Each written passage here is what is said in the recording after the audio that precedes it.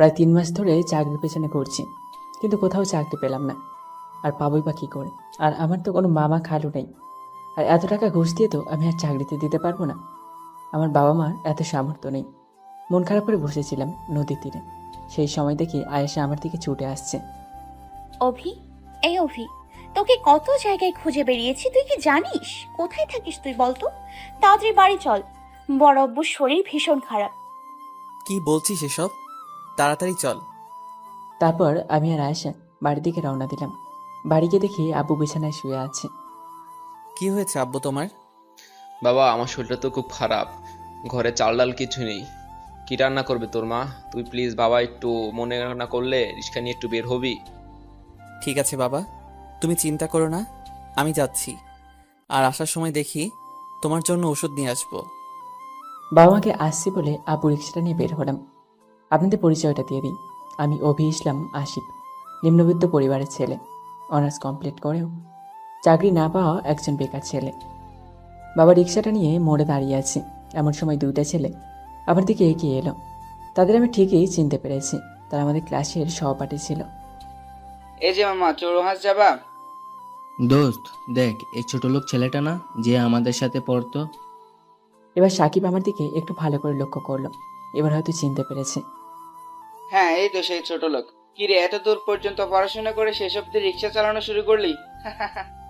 এই জন্যই বলি, গরিবদের বেশি দূর পর্যন্ত পড়াশোনা করতে নেই। এতদিন তোর বাবা তোর উপরে যতগুলো টাকা খরচ করেছে সবগুলোই বৃথা গেল। আমি মুচকি হাসি দিয়ে তাদের প্রশ্নের জবাবে বললাম, ভাইয়া, বর্তমান যুগের অবস্থা কি জানেন? জানেন না, আর জানবেই বা কি করে? আমাদের মতো তো আর রোদে পুড়ে মাসের পর মাস ধৈর্য ধরে চাকরি খুঁজতে হয় না। আপনাদের টাকা আছে, আপনাদের লোক আছে। এখন যদি বলেন তো এক্ষুনি আপনার চাকরি কনফার্ম কেন জানেন? বর্তমান সময় মানুষ যোগ্যতা খুব কমই দেখে, এখন শুধু দেখে টাকা। যার কারণে আমি হয়তো হেরে গেছি। তা ভালোই বলতে শিখেছিস দেখছি। দেখেছিস আমাদের টাকার পাওয়ার, যখন খুশি যা খুশি তাই করতে পারে। কিন্তু তোরা পারিস না, কারণ তোদের কাছে টাকা পয়সা নাই। এই কথাটি বলেই সাকিব আর ইমন অট্টহাসিতে মেতে উঠল। আমি শুধু তাদের এই কথাটাই মনে মনে বললাম, এত অহংকার করে লাভ নেই, নিশ্চয়ই অহংকারের পতনের মূল। তারপর সাকিব আর ইমনকে চৌরাহাস নামিয়ে দিয়ে আবার আরেকটি ভাড়া নিয়ে আরেকটি গন্তব্যস্থলে গেলাম। এভাবেই দিনটা চলে গেল। প্রায় 500 টাকার মতো হয়েছে। তার বেশি আর পারলাম না। যাই হোক, সেই টাকাগুলো দিয়ে বাবার জন্য কিছু ঔষধ এবং কিছু মোটা চাল ডাল নিয়ে গেলাম। আমাদের মতো নিম্নবিত্ত মানুষদের জন্য মোটা চালই অনেক। আমাদের তো চিকন চাল কেনার সাধ্য নেই। বাবা, তোর কষ্ট হচ্ছে অনেক। কি বলছো বাবা? আমার কোনো সমস্যা হয়নি, বিশ্বাস করো। রিক্সা চালিয়ে যে তোমাদের মুখের হাসিটা দেখতে পারছি, এটাই বা কম কিসের বলো? তারপর চাল ডালগুলো মাকে দিলে মা রান্না বসায়। আমি একটু বিশ্রাম নিতেছিলাম, সে সময় আবার আয়েশা এলো আমার কাছে। তোকে কখন থেকে দেখছি, তুই তোর হাতটা কেমন জানি লুকোচ্ছিস। তোর হাতটা আমাকে দেখা। কেন? আমার হাত তোকে দেখাবো কেন? কিছু হয়নি তো আমার হাতের। না, আমাকে মিথ্যে বলবি না, তোর হাতে তো কিছু একটা হয়েছে, আমাকে দেখা। তারপর আয়েশা জোর করে আমার হাতটার দিকে তাকিয়ে চোখের পানি ছেড়ে দেয়। আমার হাতের তালুতে ফোসকা পড়ে গেছে। আর পড়বি বা না কেন, আমার তো রিক্সা চালানোর অভ্যাস নেই। তোর হাতের এই অবস্থা আর তুই আমাকে কিছু বলিসনি? আমাকে কষ্ট দিতে তোর খুব ভালো লাগে, তাই না? কি বলছিস এসব? তোকে কষ্ট দিতে আমার আবার ভালো লাগবে কেন? আমার এমনি ইচ্ছে হয়নি, তাই হাতটা তোকে দেখাইনি। আচ্ছা হয়েছে, বস, আমি দেখি কোনো জায়গায় মলম পাই নাকি। তাহলে হাতে লাগিয়ে দিচ্ছি, ব্যথাটা কিছুটা কমবে। আমি আশাকে যতই দেখি তত অবাক হয়ে যাই। সে আমাকে এতটা পরিমাণ ভালোবাসে যা তা বলে বোঝাতে পারবো না। খুব যত্ন নেয় আমার। হ, আয়েশা পরিচয় তো আপনাকে দেওয়া হলো না। আয়েশা হলো আমার ছোট চাচার মেয়ে। ও যখন খুব ছোট, সে সময় তার বাবা মা একটি ট্রাক চাপায় মারা যায়। তারপর থেকেই সে আমাদের কাছে বড় হতে থাকে। কিছুক্ষণ পরে কোথা থেকে আয়েশা যেন মলম জোগাড় করে এনে আমার হাতে লাগিয়ে দেয়। আমার ব্যথাটা তারপর আস্তে আস্তে কিছুটা কমে যায়। আস্তে আস্তে দিন যেতে লাগে, কিন্তু কোথাও চাকরি পেলাম না। আর চাকরি পাওয়ার আশাও ছেড়ে দিয়েছি। কেননা এখন টাকা ও মামা খালু না থাকলে চাকরি পাওয়া যায় না। বাবার সাথে আমিও রিক্সা নিয়ে পরিবারের হাল ধরা শুরু করেছি। কিছু তো একটা করতে হবে, নইলে তো আমরা কিছুতেই চলতে পারবো না। কলেজে আমার একটা বন্ধু বান্ধবী ছিল না, কিন্তু কেন ছিল না তা জানবেন? তার কারণ হলো আমি গরিব বলে। আমি তো আর সবার মতো নতুন পোশাক আশাক পরে পরিপাটি হয়ে কলেজে যেতে পারতাম না। আমার যা জুটতো তাই পরে কলেজে আসতাম। তার জন্য সবাই আমার থেকে দূরে থাকতো। সবাই আমাকে ছোট লোক, খ্যাত বলে অপমান করত। কিন্তু এসব আমি কখনোই মাথায় নিইনি, কারণ আমি গরিব। আমাকে সব কথা শুনতে হবে তাদের কাছ থেকে। তাই বলে কি আমি মন খারাপ করে বসে থাকবো? যে করে হোক আমার স্বপ্নটা পূরণ করতেই হবে। আমার স্বপ্ন ছিল আমি অনেক বড় কিছু হব, কিন্তু বর্তমান দেশের যা অবস্থা, কোনো জায়গায় টিকতে পারিনি। সব কিছু ঠিক থাকলেও শুধু একটা জায়গায় এসে থেমে গেছি, সেটা হলো টাকা। নিজের স্বপ্নকে বিসর্জন দিয়ে চেয়েছিলাম শিল্প কারখানায় যোগ দেব, কিন্তু সেখানেও একই নিয়ম, সেটা হলো টাকা। তাই আর চাকরি হলো না। যখন আমার সাথে আমার ক্লাসের সহপাঠীতে দেখা হয় তখনই আমাকে অপমান করে। আমাকে সবসময় বলে রিক্সা চালক, ছোট লোক। এত পড়াশোনা করে শেষমেশ রিক্সা চালকই হলি, আরও নানা কিছু। তবে সেই সব কিছু আমলে নিয়ে আমার আর তো বসে থাকা চলবে না, আমাকে তো চলতে হবে। তাদের কথা সবসময় এক টুকরো মুচকি হাসির মাধ্যমে উড়িয়ে দিয়েছি। একদিন রিক্সা নিয়ে বাড়ি ফিরছিলাম, অনেক রাত হয়ে গেছে। আজকে হয়তো বাবা মা আর আয়েশা অনেক চিন্তা করছে আমি কেন এখনো বাড়িতে পৌঁছালাম না। আসলে একজনকে নিয়ে গেছিলাম অনেক দূর, তাই সেখান থেকে ফিরে আসতে রাত হয়ে গেল। বাড়ি ফেরার সময় আমার চোখের সামনে যা ঘটলো তা দেখার জন্য আমি মোটেই প্রস্তুত ছিলাম না। বাড়ি ফেরার সময় চোখের সামনে যা ঘটলো তা দেখার জন্য আমি মোটেও প্রস্তুত ছিলাম না। সামনে একটি প্রাইভেট কারের একটি গাছের সাথে নিয়ন্ত্রণ হারিয়ে ধাক্কা খায়। তারপর আমি দৌড়ে গিয়ে দেখি শুধু গাড়িতে একটি লোক ছাড়া আর কেউ নেই। তিনি গাড়িটা চালাচ্ছিলেন। তার মাথায় মনে হয় অনেকটাই আঘাত লেগেছে, অনেক রক্ত পড়ছিল। আমি আমার গামছাটা দিয়ে কোনোরকম মাথাটা পেঁচিয়ে আমার রিক্সায় করে হাসপাতালে নিয়ে গেলাম। লোকটাকে আমি এর আগে কোনোদিন দেখিনি। বাবা বারবার ফোন দিচ্ছে, এত রাত হয়ে গেছে, কেন ছেলেটা এখনো আসছে না। আমি ফোনটা তুলে দেখি প্রায় 30টার মতো মিস কল, সব বাবাই করেছে। তারপর আমি ফোন দিয়ে জানালাম যে হয়তো আমি আজকে বাড়ি নাও ফিরতে পারি। তিনি জানতে চাইলে আমি তাকে ঘটে যাওয়া ঘটনাগুলো সব কিছু বলি। তারপর সেই সময় একটি ডক্টর এলো আমার কাছে। আপনি যাকে হসপিটালে নিয়ে এসেছেন তিনি আপনার কে হন? উনি আমার কেউ হন না। তাহলে আপনি ওনাকে কোথায় পেলেন? আমি আমার রিক্সা নিয়ে বাড়ি ফিরছিলাম, সেই সময় দেখি তিনি গাছের সাথে অ্যাক্সিডেন্ট করেন।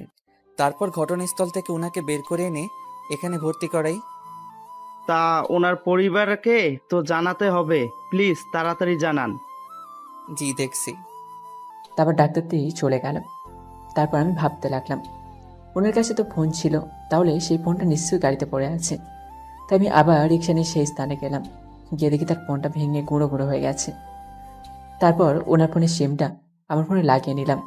পরিবারের সবার নাম্বার সেভ করা ছিল, তাই আমার বেশি কষ্ট করতে হলো না।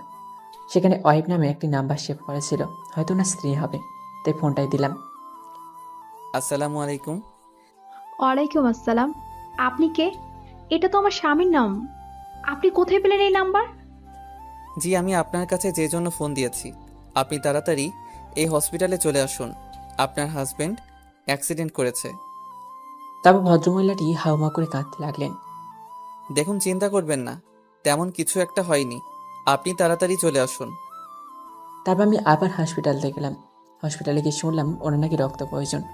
যাক, আচ্ছা ডক্টর, তার রক্তের গ্রুপ কি? এ পজিটিভ। আল্লাহ যা করেন ভালোর জন্যই করেন।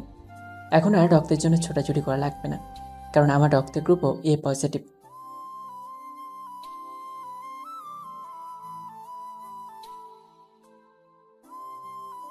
তাহলে তো খুব ভালো হয়, চলুন আমার সাথে। তারপর ডক্টর আমাকে একটি বেডে নিয়ে গেলেন। সেখানে আমার শরীর থেকে রক্ত নেওয়া হলো। অনেকক্ষণ ধরে রক্ত নেওয়ায় আমার শরীরটা কিছুটা দুর্বল হয়ে যায়, যার জন্য ডক্টর আমাকে রেস্ট নিতে বলেন। তারপর আমি ঘুমিয়ে পড়লাম। ঘুম থেকে উঠে দেখি সকাল হয়ে গেছে। এখনই চলে যাব। ঠিক সেই সময় মনে পড়ল ওই ভদ্রলোকটির কী অবস্থা, তা দেখে আসা উচিত। তারপর ওনার বেডে গিয়ে দেখি ওনার স্ত্রী ও সন্তান তার পাশে বসে আছেন। তো এখন কেমন লাগছে তোমার? জি ম্যাম, আমার এখন একটু ভালো লাগছে। স্যারের জ্ঞান ফিরেছে কখন? এই তো ভোরবেলাতেই ওনার জ্ঞান ফিরেছে। তোমাকে কি বলে যে ধন্যবাদ দিব তা আমার জানা নেই। আল্লাহর কাছে লাখ লাখ শুক্রিয়া যে তোমার মতো ছেলে সেই সময় ওইখানে ছিল বলে আজ আমার স্বামীকে আমি জীবিত অবস্থায় দেখতে পাচ্ছি। এইসব বলে আমাকে ছোট করবেন না ম্যাম, মানুষ তো অবশ্যই মানুষের জন্যই, তাই না? তুমি একদম আমাদেরকে স্যার ম্যাডাম এসব বলে ডাকবে না। তুমি আমাদের আঙ্কেল আন্টি বলে ডাকতে পারো। না, কি যে বলেন আপনি। আমার এখনো এতটা যোগ্যতা হয়নি। স্যার ম্যাডাম এসব কিছুই ঠিক আছে, তাহলে আসি স্যার। সাহারা যা বলেছে তাই হবে। তুমি আমাদের স্যার ম্যাম এসব বলে ডাকবে না, তুমি আমাদের আঙ্কেল আন্টি বলেই ডাকবে। আর চলে যাচ্ছ মানে তুমি কোথায় যাচ্ছ? তুমি আমার জীবন বাঁচালে, তোমাকে আমি এমনি এমনি ছেড়ে দেবো নাকি? আসলে আঙ্কেল, কালকে রাত্রে বাড়ি ফিরতে পারিনি, যার জন্য বাবা মা সবাই খুব দুশ্চিন্তায় আছে, তাই আমাকে তাড়াতাড়ি বাড়ি ফিরতে হবে। তা কোথায় থাকো তুমি? সামান্য কিছু দূরেই একটা বস্তি আছে, সেখানেই আমরা থাকি। বস্তিতে থাকো মানে? আমরা গরিব নিম্নবিত্ত, আমাদের বস্তি আসল ঠিকানা, আর আমরা সেখানেই থাকি। তোমার কথাবার্তা তো তোমাকে দেখে মনে হয় না তুমি বস্তির ছেলে।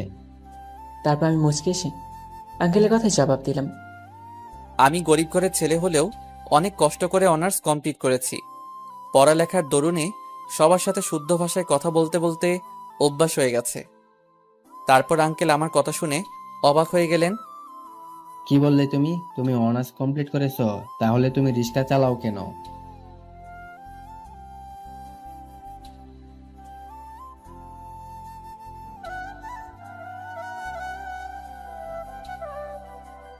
কেন, তুমি তো চাকরি বাকরিও করতে পারো, যেহেতু তোমার যোগ্যতা আছে, অনেক দূর পর্যন্ত পড়াশোনা আছে। হাসালেন। আর চাকরি, আমি যে চাকরির চেষ্টা করিনি তা ভাবলে আপনি ভুল করবেন। আসলে বর্তমান দেশে চাকরি মেধা দিয়ে হয় না, চাকরি হয় টাকা দিয়ে। আর আমাদের তো আর সে সামর্থ্য নেই যে টাকা দিয়ে চাকরি নেব। কিছু উপায় না পেয়ে অবশেষে এই পথটাই ধরতে হয়েছে।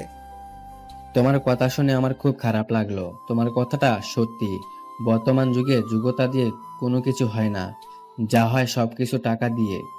আচ্ছা, আমি তোমাকে চাকরি দেব। আঙ্কেলের কথা শুনে আমার যেন হাতে চাঁদ পাওয়ার মতো অবস্থা। সত্যি বলছেন আপনি? আমাকে আপনি চাকরি দিবেন?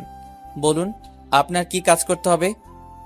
তেমন কিছু না, আগে বলো তুমি কি আমাকে চেনো? এবার ওনার কথায় কিছুটা অবাক হলাম। কি করতে চাইছেন তিনি? না, এর আগে তো আপনাকে কোনোদিন দেখিনি। আচ্ছা, তাহলে আমার পরিচয়টা আজকে জেনে নাও। আমি এই আসনের এমপি।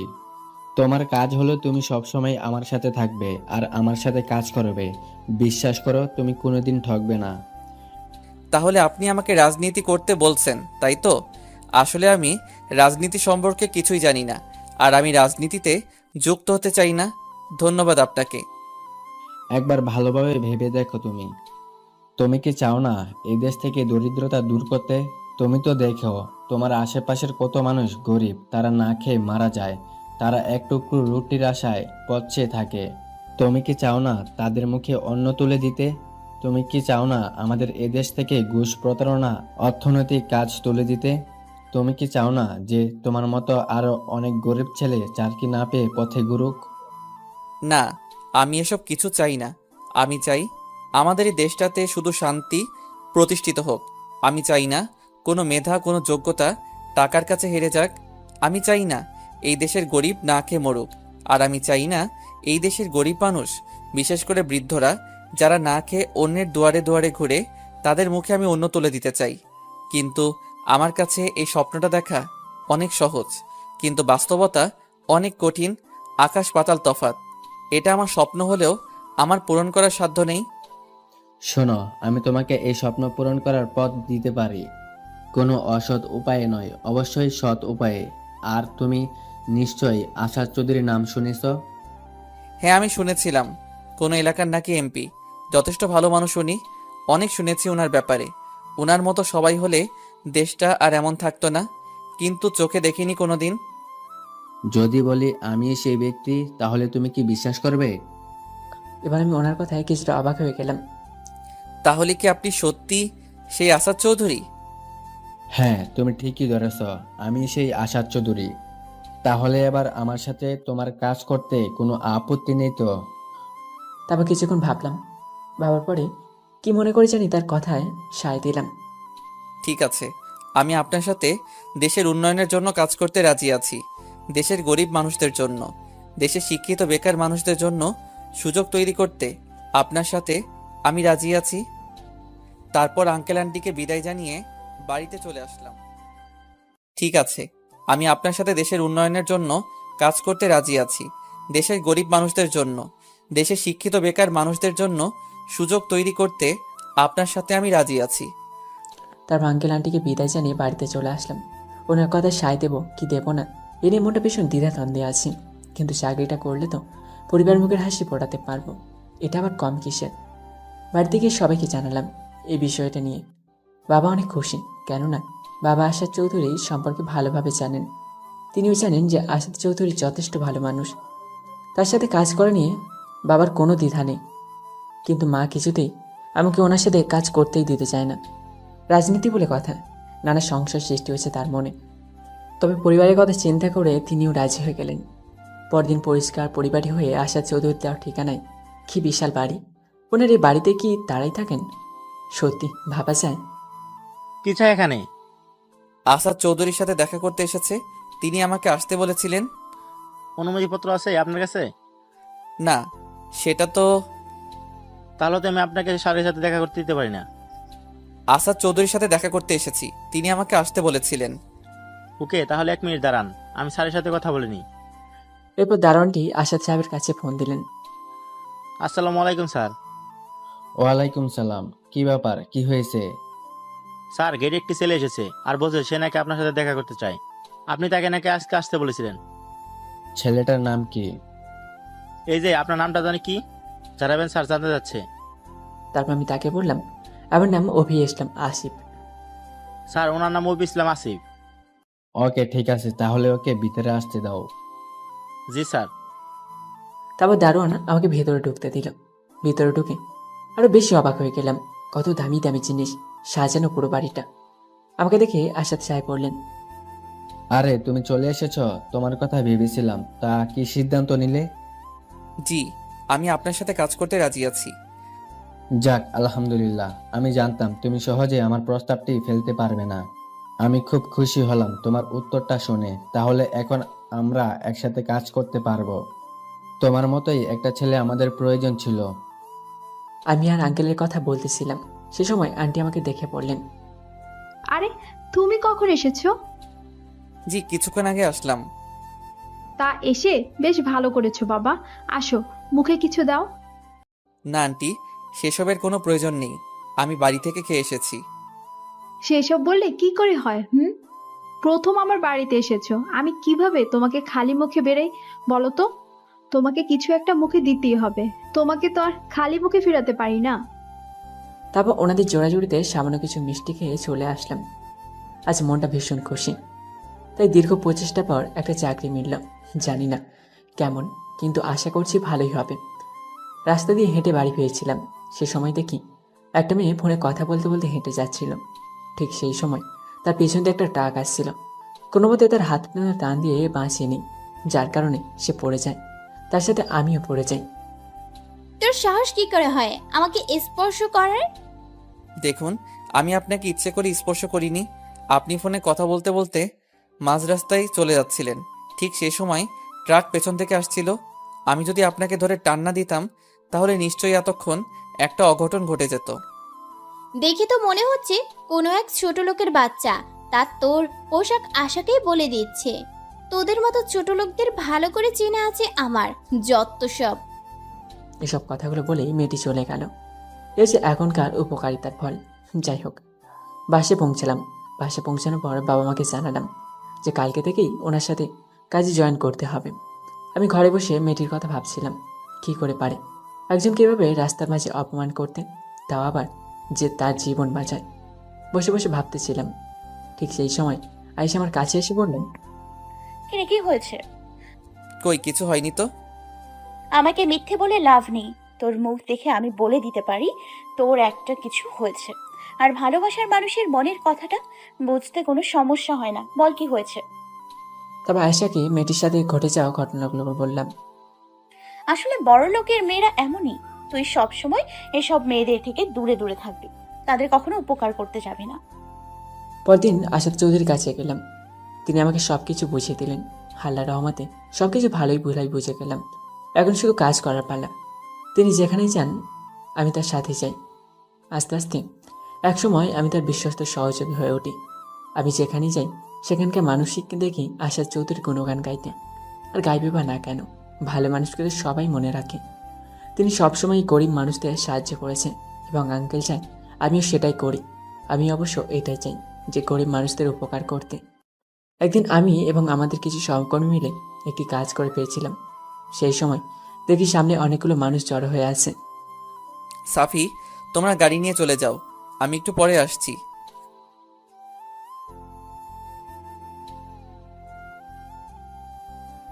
তোমাদের এত চিন্তা করতে হবে না, আমি কিছুক্ষণ পরে ঠিক আসছি, তোমরা যাও প্লিজ। তবে আমার সহকর্মীগুলো সবাই চলে গেল। আমি আস্তে আস্তে ভিড় ঠেলে ভিতরে যেতে লাগলাম। এদিকে একটা যুবক ছেলে অ্যাক্সিডেন্ট হয়ে পড়ে আছে। তার পাশে হয়তো উনি, ওর মা ও বোন কাঁদছে আর সাহায্য চাইছে, কিন্তু কেউ সাহায্য করছে না। সবাই দাঁড়িয়ে দাঁড়িয়ে দেখছে, কেউ কেউ ভিডিও করছে, আবার কেউ কেউ ফেসবুক লাইভে চলে গেছেন এসব নিয়ে। আমার ভীষণ রাগ উঠল। এসব দেখে আমরা কোন দেশে বসবাস করছি, কোন সময় বসবাস করছি। তাকে সাহায্য করার মতো কেউ নেই। সবাই শুধু তাকিয়ে তাকিয়ে দেখছে। না, এদের বলে সময় নষ্ট করে লাভ হবে না, আমাকে কিছু একটা করতে হবে। আমি ছেলেটিকে কোলে তুলে নিয়ে একটি সিএনজি রাখলাম, তারপর হাসপাতালে নিয়ে গেলাম। মা ও বোন কেঁদেই চলেছে। প্লিজ, আপনারা কাঁদবেন না, আপনারা শান্ত হন। দেখুন, আপনার ছেলের কিছু হবে না, আল্লাহর রহমতে সব কিছু ঠিক হয়ে যাবে। ডক্টর, ছেলেটা কেমন আছে? ওর অবস্থা ভীষণ খারাপ, মাথায় ভীষণভাবে চোট পেয়েছে। আমাদের খুব শীঘ্রই অপারেশন করতে হবে, নইলে ছেলেটাকে হয়তো বাঁচাতে পারবো না। ডক্টরের কথাগুলো শুনে ছেলেটির মা ও বোন হাউমাউ করে কেঁদে দিল। বাবা, আমার ছেলে ছাড়া আমাদের দেখাশোনা করার কেউ নাই। সেই ছোটবেলা তার আব্বাই মারা যায়। আমার ছেলেটা ছাড়া আমাদের পৃথিবী অচল। দয়া করে আমার ছেলেটারে ভালো কইরা দেন। তা তো বুঝলাম, কিন্তু অপারেশন করাটা তো অনেক টাকার ব্যাপার। বাবা, আমি আপনার পা ধরতাছি, আপনি যে কইরেই হোক আমার ছেলেটারে ভালো কইরা দেন। দরকার হইলে সারা জীবন আমি আপনার বাড়িতে কাজের লোক হয়ে থাকবো। দেখুন আন্টি, হসপিটালটা তো আমার না যে সব কিছু আমার কথায় চলবে। তাদেরও তো একটা নিয়ম আছে। যদি আমার কিছু করার থাকতো তাহলে অবশ্যই করতাম। ডক্টর সাহেব, আপনি কোনো চিন্তা করবেন না, টাকার ব্যবস্থা আমি করব। আপনি যত তাড়াতাড়ি সম্ভব ওনার ছেলেটার অপারেশনের ব্যবস্থা করেন। ঠিক আছে, আপনি যখন বলেছেন তাই হবে। আমি তাহলে অপারেশনের জন্য সব কিছু রেডি করছি।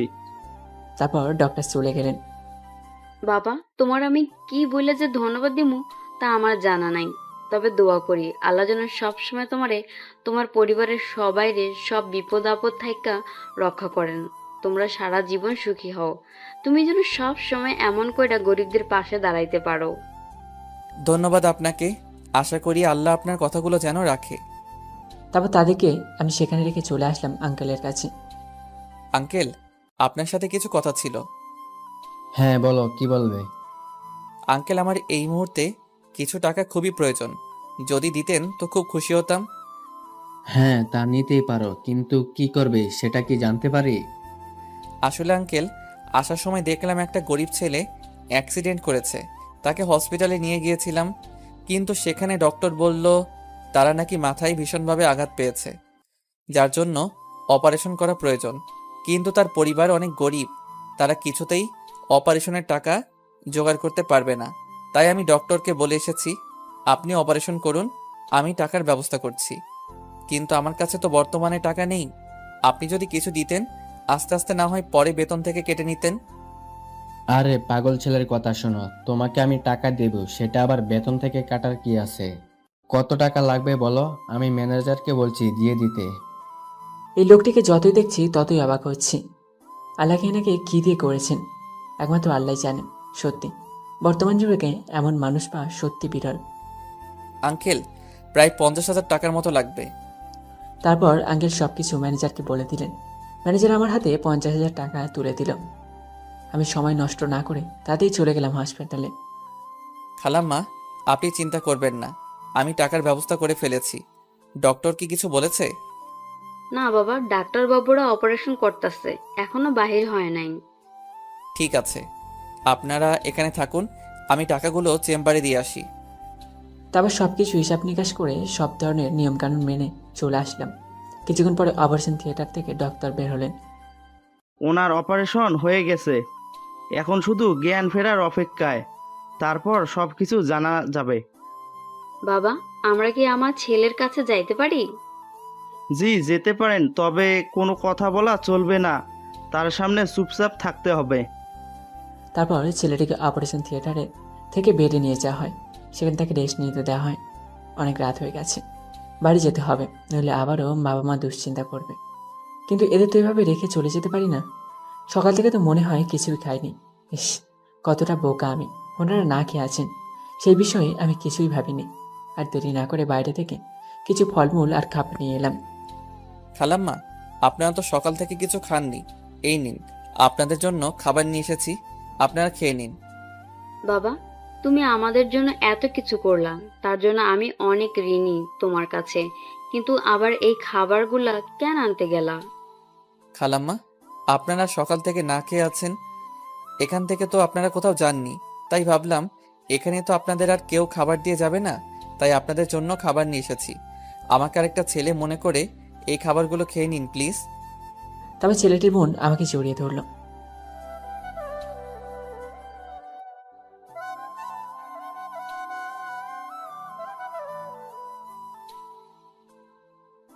সেসব কথা একদম বলবে না। মনে করো আমিও তো তোমার আরেকটা ভাই, তাই না? তাহলে বোনের জন্য একটা ভাই আরেকটা ভাইয়ের জীবন কেন বাঁচাতে পারবে না? খালাম্মা, কোনো চিন্তা করবেন না, এখন আর চিন্তা করার কোনো কারণ নেই। আস্তে আস্তে আপনার ছেলে ঠিক হয়ে যাবে। অনেক রাত হয়ে গেছে, আপনারা এখানে শুয়ে পড়ুন, আমাকে বাড়ি যেতে হবে, নইলে বাবা মা চিন্তা করবে। আচ্ছা বাবা, যাও, অনেক কষ্ট করলা আমাদের জন্য, সাবধানে যাইও। তারপর তাদের বিদায় জানিয়ে চলে গেলাম।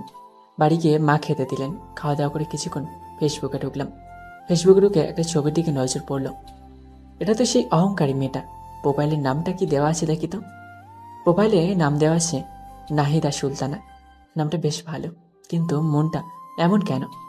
হয়তো কোনো ধনী বাপের একমাত্র আদরের দুলালি মেয়ে, যার জন্য এমন বিগড়ে গেছে। তারপর আরও কিছুক্ষণ ফেসবুকে ঘোরাঘুরি করে একটু ঘুম দিলাম। পরের দিন সকালে ঘুম থেকে উঠে দেখি আয়েশা আমার পাশে এসে আমার মাথায় হাত বুলিয়ে দিচ্ছে। শুভ সকাল। শুভ সকাল। এত সকালে আমার ঘরে কি? বারে আসতে পারি না বুঝি? কিছুদিন পর তো এই রুমটা আমারই হবে, তাই না? বই গেছে তোকে বিয়ে করতে, এখন আমি আসাদ চৌধুরীর বাম হাত, বুঝেছিস? এখন কত মেয়ে আমার পিছে ঘুরে বেড়াবে। হ্যাঁ, ঘুরে বেড়ালে হলো। যদি কোনো মেয়ের দিকে তাকাস, একেবারে চোখ দুটো গেলে দিব। আইসে রে, কোন দেশের প্রধানমন্ত্রী, সে নাকি আমার চোখ গেলে দেবে। দেখবেই তো। এত কথা না বলে তাড়াতাড়ি ওঠ, বড় আম্মু খেতে ডাকছে।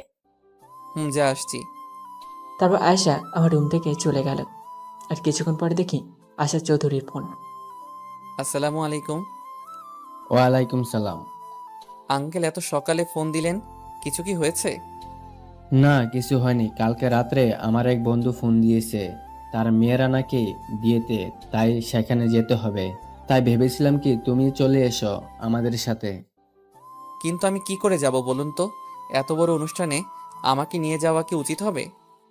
দেখো, এসব কথা বলো না, তোমাকে আমাদের সাথে যেতে হবে, না হলে কিন্তু তোমার আন্টি তোমার ওপর ভীষণ রাগ করবে। আচ্ছা ঠিক আছে, আমি রেডি হয়ে চলে আসছি। আচ্ছা, চলে এসো তাড়াতাড়ি। মা, কি রেঁধেছ? তাড়াতাড়ি খেতে দাও, এক জায়গায় যেতে হবে। এত সকালে আবার কোথায় যাবি? আসাদ আঙ্কেল ফোন করেছিল, তার নাকি এক বন্ধুর মেয়ের বিয়ে, সেখানে নাকি আমাকেও যেতে হবে। যেতে চাইলাম না, তবু যেতে হচ্ছে, নইলে আন্টি রাগ করবে। আচ্ছা যা, সাবধানে চলাফেরা করিস। জানিসই তো বড়লোকের ব্যাপার স্যাপার, সেখানে কত ধরনের মানুষ আসবে, ভেবে দেখ তো। আচ্ছা মা, ঠিক আছে। বিয়ে বাড়ি যাচ্ছিস ভালো কথা, কিন্তু একটু আগে যে কথাগুলো বললাম সেগুলো যেন মনে থাকে, নইলে কিন্তু খুব খারাপ হয়ে যাবে। হুম, বুঝতে পেরেছি, আপনার আদেশই যথাজ্ঞা। কি রে, কি কথা বলেছে আয়শা তোকে সকালে? বড় চাচি, তোমাকে সে কথাগুলো না শুনলে হবে। তারপর রেডি হয়ে চলে গেলাম। জানি না ওদিকে ছেলেটির কি খবর, জ্ঞান ফিরেছে কিনা। তাদের কাছে তো ফোনেও নেই যে ফোন দিয়ে জেনে নেব। তাদের কাছে তো ফোনও নেই যে ফোন দিয়ে জেনে নেব। আবার ডাক্তারের নাম্বার নেওয়া হয়নি। উফ, কি জ্বালা। বিয়েবাড়িতে না গেলে আবার সেখানে যেতাম, কিন্তু এটার জন্য তো সেখানে যেতে পারছি না। তারপর আঙ্কেল আন্টি ও তার ছেলে মেয়ে সব তৈরি হয়ে গেলে তাদেরকে নিয়ে বেরিয়ে পড়লাম। তুমি তো কালকে বললে একটি ছেলেকে নাকি হসপিটালে ভর্তি করেছ, তা সেটা তো নিশ্চয়ই এ পথ দিয়ে যেতে হয়, তাই না? জি।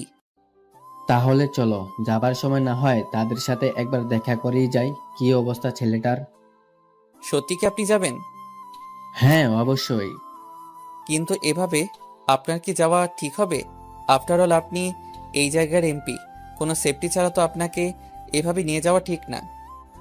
আমি হসপিটালে কোনো এমপির পরিচয়ে ঢুকবো না, আমি ঢুকবো একটি সাধারণ মানুষ হিসেবে। তুমি হসপিটালের সামনে নামবে। ঠিক আছে। তারপর আঙ্কেলের কথা মতো হসপিটালে নিয়ে গেলাম। আঙ্কেল গাড়ি থেকে নেমে হসপিটালে ঢুকতেই সবাই যেন তার সামনে জড়ো হয়ে গেল। কি ব্যাপার, তোমরা আমাকে দেখে দৌড়ে আসলে কেন, নিজেদের কাজ ফেলে?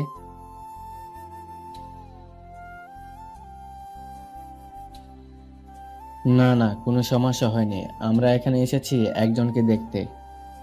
সবাই তখন অবাক হয়ে একে অপরের দিকে তাকাচ্ছে। কে সেই লোক যার জন্য এমপি সাহেব এখানে তাকে দেখে চলে এসেছেন?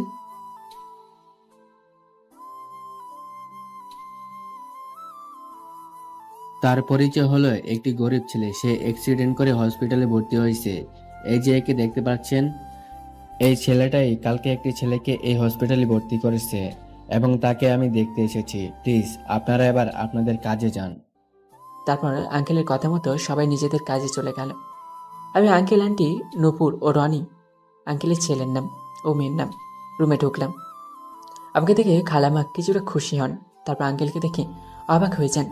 স্বয়ং অত্র এলাকার এমপি এখানে এসেছে তার ছেলেকে দেখতে।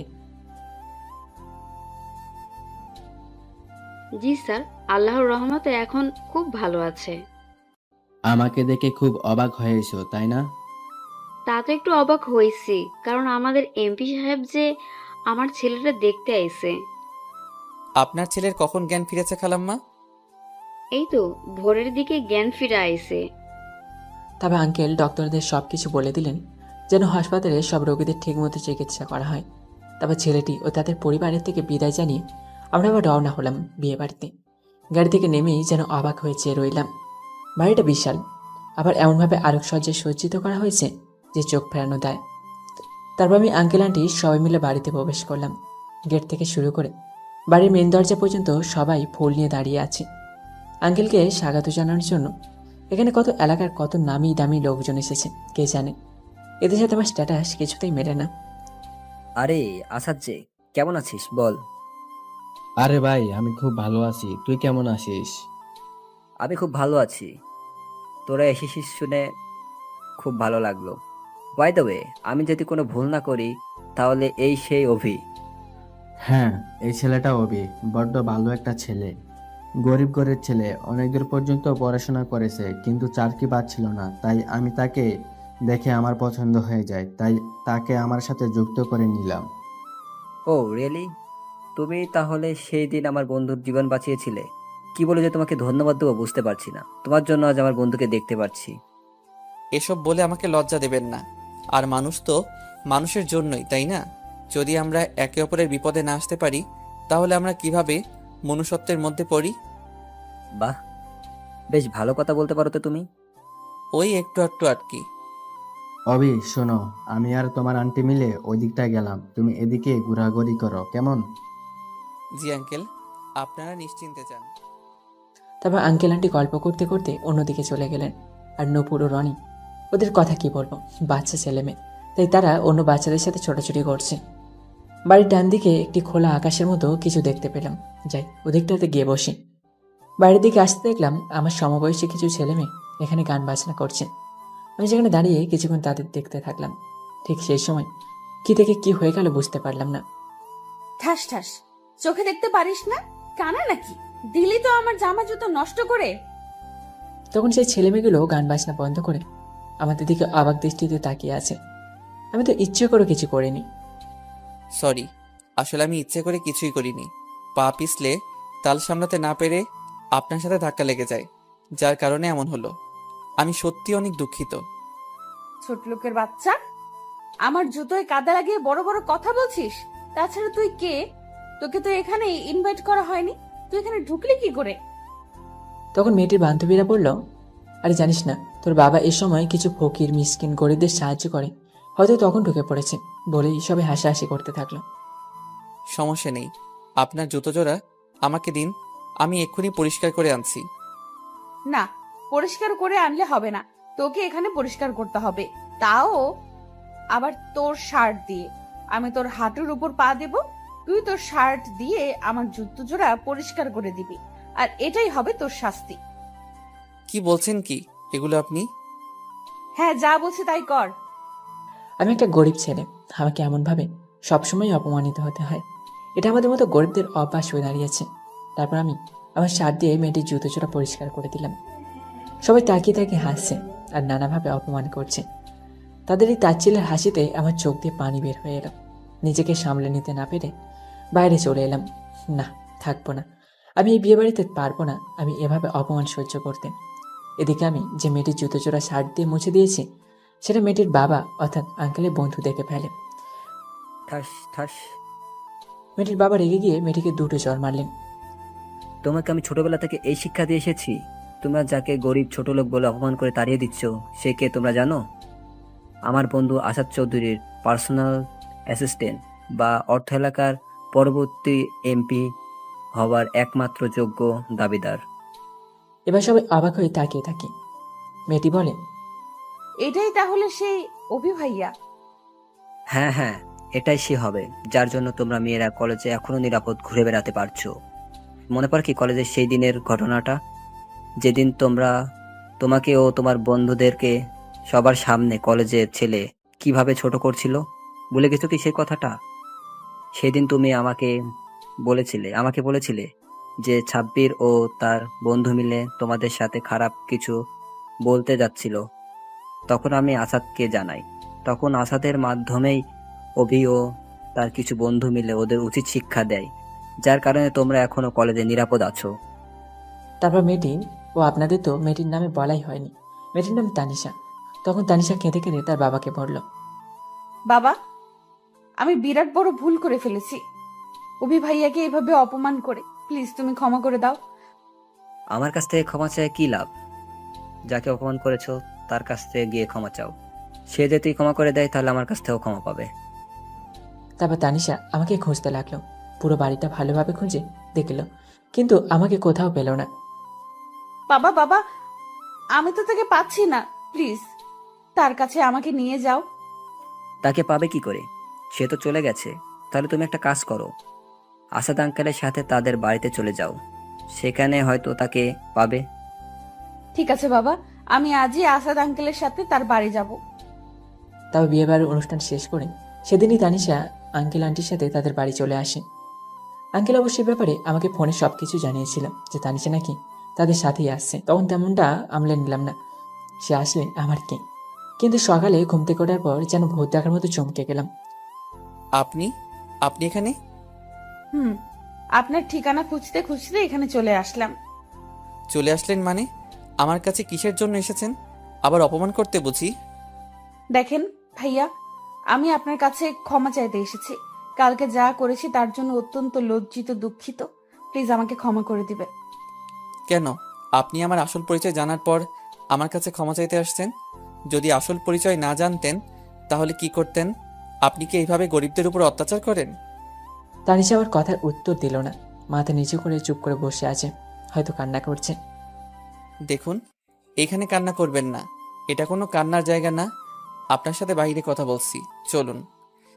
তারপর আমি রেডি হয়ে তানিশাকে নিয়ে বাইরে গেলাম। বাড়িতে এসব কথা বলা ঠিক না। এবার বলুন, এই গরিব বাড়িতে আপনাকে আসার ঠিকানাটা কে দিল? আঙ্কেলের থেকে ঠিকানা জেনে নিয়ে আপনার এখানে এসেছি।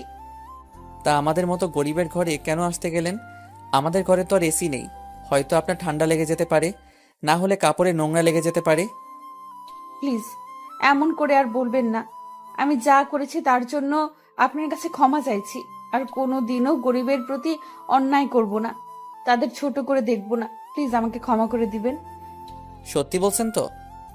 হ্যাঁ হ্যাঁ, সত্যি সত্যি সত্যি, এই 3 সত্যি, আর কখনো এমনটা হবে না। আচ্ছা ঠিক আছে, আমি আপনাকে ক্ষমা করে দিলাম। অনেক ধন্যবাদ। তারপর আমরা কেউ কারোর সাথে কথা বলছি না, চুপচাপ বসে আছি। আমাদের ভিতরে নীরবতা ছেয়ে গেছে। প্রায় কিছুক্ষণ এভাবে থাকার পর তানিশা বলল, আমরা কি একে অপরের বন্ধু হতে পারি? না মানে আপনি যদি চান তো। ওকে ঠিক আছে, কারোর বন্ধু হতে আমার কোনো আপত্তি নেই। আচ্ছা, আপনি কোন বর্ষে পড়েন যেন? যে এবার আমি অনার্স প্রথম বর্ষে উঠলাম। ও বেশ ভালো, তাহলে আমি আজকে উঠি, বাড়ি যেতে হবে। আপনিও বাড়ি যান। না, একটু থাকি না প্লিজ, খুব ভালো লাগছে। আপনিও চলুন, চলুন ওইদিকে যাই, কত সুন্দর জায়গা ওটা।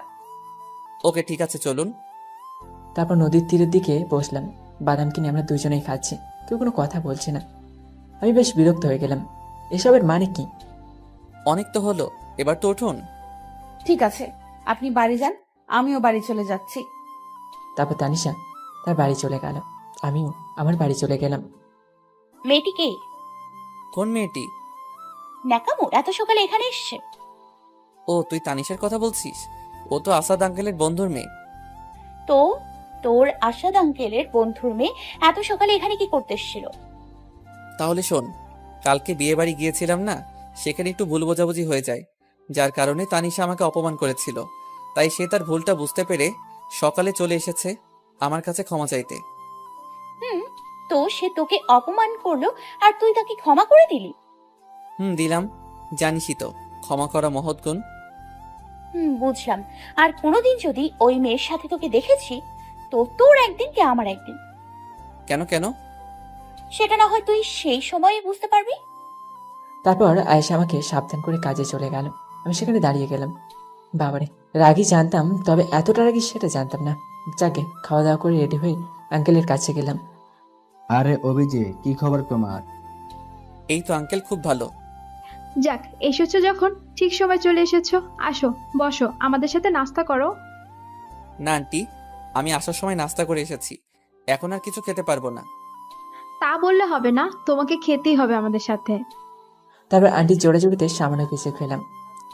আঙ্কেল, তাহলে আজকে আমাদের কাজটা কি?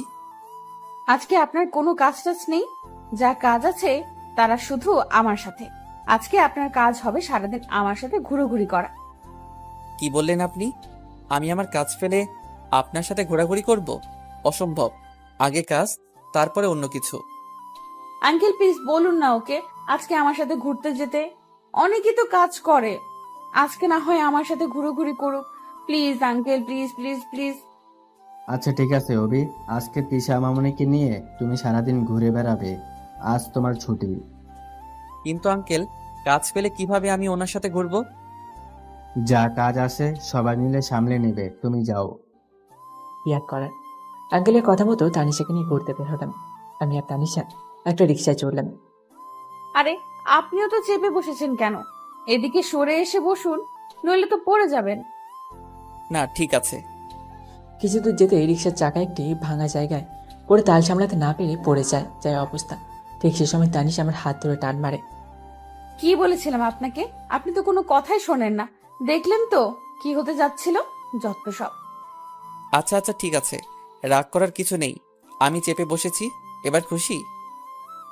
খুব খুশি। তারপর রিক্সা দিয়ে আমরা গড়াই নদীর তীরের দিকে চললাম। এখানে সকাল ও বিকেল বেশ মানুষের আনাগোনা দেখা যায়। খুব ভালো লাগে সেই সময়। কি মনোরম আবহাওয়া, মনটা যেন শান্ত করে তুলেছে। আমি আর তানিশা দুজনে পাশাপাশি হাঁটছি। তানিশার চুলগুলো বাতাসে সে আমার মুখে বাড়ি দিচ্ছে। কিছুটা অস্বস্তি ফিল হচ্ছে, সেটা বুঝতে পেরে তানিশা তার চুলগুলো ঠিক করে একটু ফাঁকা হয়ে দাঁড়ালো। আচ্ছা একটা কথা বলবো? জি বলুন। আপনি কি কাউকে ভালোবাসেন? ভালোবাসি কিনা জানি না, কিন্তু একজনকে বেশ ভালো লাগে। আচ্ছা তাই নাকি? তা কে সে? একদিনে এত কিছু জেনে নিবেন? এখন আমাদের বন্ধুত্বের পথ চলা অনেকটা বাকি, আস্তে আস্তে না হয় জেনে নিন। আচ্ছা ঠিক আছে, এখন বলতে না চাইলে জোর করব না। চলুন ওদিকটায় যাই, কেমন সুন্দর বাতাস বইছে। ঠিক আছে চলুন। তারপর তানিশা দৌড়ে সেই জায়গায় চলে গেল। সে দুই হাত প্রসারিত করে যেন প্রকৃতির মনোরম আবহাওয়াটা নিজের মধ্যে ধরে নিচ্ছে। আসুন কয়েকটা ছবি তুলে ফেলি। ছবি তুলবো আমি? হ্যাঁ আপনি তুলবেন তো কি হয়েছে? না মানে আমি ভালো ছবি তুলতে পারি না, আমার ছবি তোলা দেখলে আপনার রাগ উঠে যাবে। হোক খারাপ, তবুও ছবি তুলে দেন না প্লিজ। তার মানে আপনি আমার থেকে ছবি তুলে নিবেনই? হ্যাঁ। তারপর তানিশা ইচ্ছে মতো কয়েকটা স্টাইল দিল। আমি তার ছবি তুলে নিলাম। ইউ চিটার শয়তান, মিথ্যা কথা বলা হচ্ছিল। কি বলেছিলেন আপনি? ছবি তুলতে পারেন না? তাহলে এগুলো কি বদমাইশ? এগুলোকে ছবি বলে? ইয়াক থু। এই দেখুন, আমার ছবিটা কিন্তু অপমান করবেন না বলে দিলাম। আর ধন্যবাদ এত সুন্দর করে ছবি তুলে দেওয়ার জন্য। আসুন আরো কয়েকটা ছবি তুলবো। এবার আমি আর আপনি একসাথে থাকবো। এই না না, এবার কিন্তু বেশি বেশি হয়ে যাচ্ছে, প্লিজ। আমি যখন আপনার সাথে এসেছি তো আপনার সাথে ছবি তুলবো তুলবো তুলবো। ভাই রে ভাই, এটা মেয়ে না অন্য কিছু বোঝা বড়, তাই জোর করে আমার সাথে ওর ছবি তুলে নিল। জানি না পরে আবার কি করে। অনেক ঘোরাঘুরি করলাম আমি আর তানিশা। দুপুর হয়ে গেল। তারপর আমি আর তানিশা একটা রেস্টুরেন্টে ঢুকে লাঞ্চ করে বাসা ফিরছিলাম। ঠিক সেই সময় আমাদের পথ আটকায় আরভিন। কি রে তুই তুই আমাদের পথ আটকালি কেন? এমনি ইচ্ছে হলো তাই। বাবা, এটা কি গার্লফ্রেন্ড নাকি? বেশ সুন্দর তো, একটু ছুঁয়ে দেখি কেমন।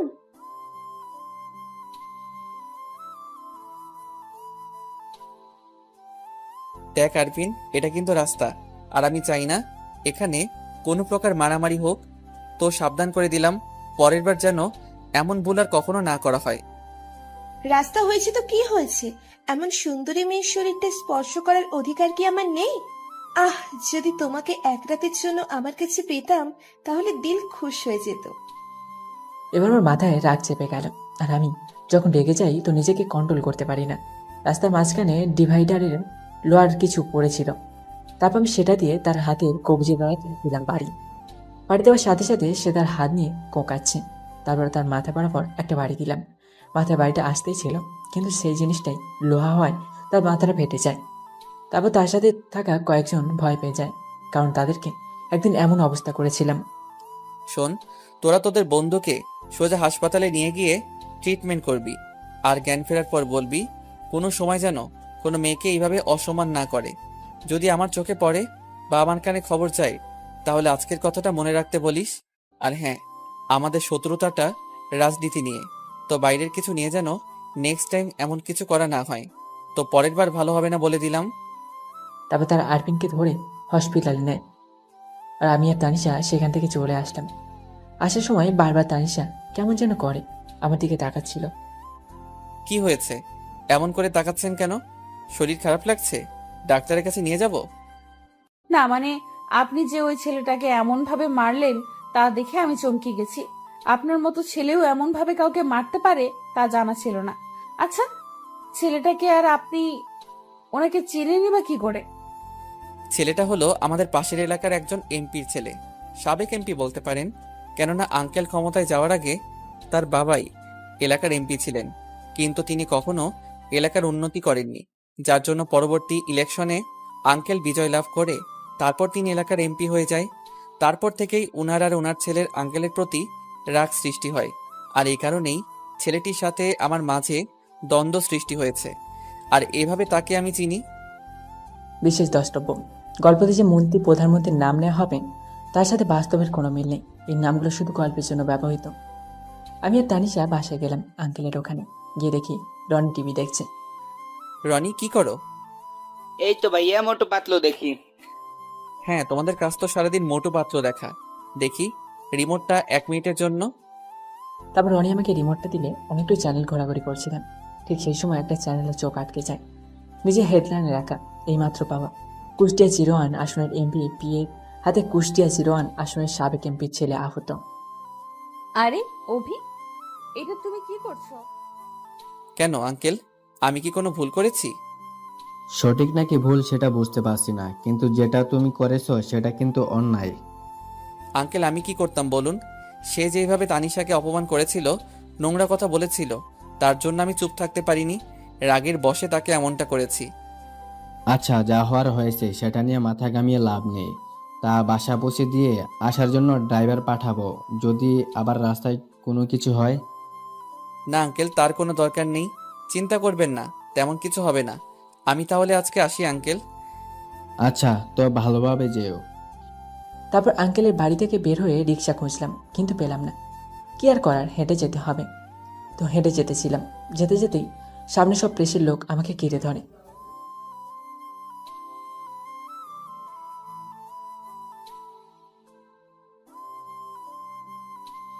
স্যার আপনার সাথে কি তার সাথে কোনো ব্যক্তিগত শত্রুতা ছিল যার জন্য আপনাদের মধ্যে ঝামেলা লাগে? স্যার চুপ করে থাকবে না, প্লিজ বলুন। আপনার সাথে নাকি একজন মেয়ে ছিল যার জন্য নাকি ঝামেলাটা হয়েছে? প্লিজ আমাদের বলুন। দেখুন, এগুলো আমার ব্যক্তিগত কারণ, সেগুলো আপনাদের বলতে বাধ্য নই আমি। প্লিজ আপনারা এখন যান।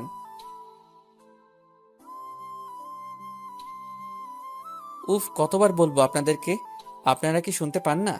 আচ্ছা একটা কথা বলুন তো, আপনাদের সামনে আপনাদের স্ত্রী, মা, বোন, বান্ধবী বা আত্মীয় কেউ, মোট কথা হলো কোনো মেয়েকে যদি আপনাদের সামনে অপমান করা হয়, তাকে খারাপভাবে অপমান করা হয়, তার শরীরে হাত দেওয়া হয়, তাহলে ভেবে দেখুন তো আপনি ভাই, স্বামী, ছেলে অথবা বন্ধু হিসেবে আপনি কি করবেন? তারা কিছুক্ষণ নিশ্চুপভাবে ভাবনা চিন্তা করতে লাগলো। কি হলো বলুন, আপনারা কি চাইবেন আপনার সামনে আপনার স্ত্রী, বোন, মা অথবা কোনো মেয়ে অপমানিত হোক? অনেকেই আছে চাইবে না, আবার অনেকেই আছে চাইবে। তো আপনি যদি একজন দায়িত্বশীল ছেলে, ভাই, বন্ধু অথবা স্বামী হন, তাহলে আপনাদের কি করা উচিত তা আপনারা নিশ্চয়ই বুঝতে পেরেছেন। আশা করি আপনাদের আর কোনো প্রশ্ন নেই।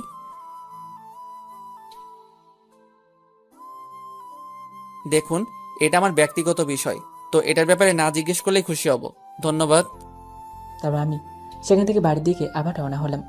কোথা থেকে আসে সব বুঝতে পারি না, সবসময় কি আমার পিছে পিছে ঘোরে নাকি? এখান থেকে এটুকু আসতে না আসতেই সবাই ঘিরে ধরেছে, যত সব। বাসে গিয়ে দেখলাম মা যেন কিছু একটা নিয়ে চিন্তা করছেন। আয়েশাও মায়ের পাশে বসে আছে। কি হয়েছে মা, তোমরা এইভাবে বসে আছো কেন? কিছু কি হয়েছে? কি হয়েছে মানে? বুঝতে পারছিস না কি হয়েছে? না, সত্যি আমি কিছু বুঝতে পারছি না। প্লিজ বলো আমাকে কি হয়েছে।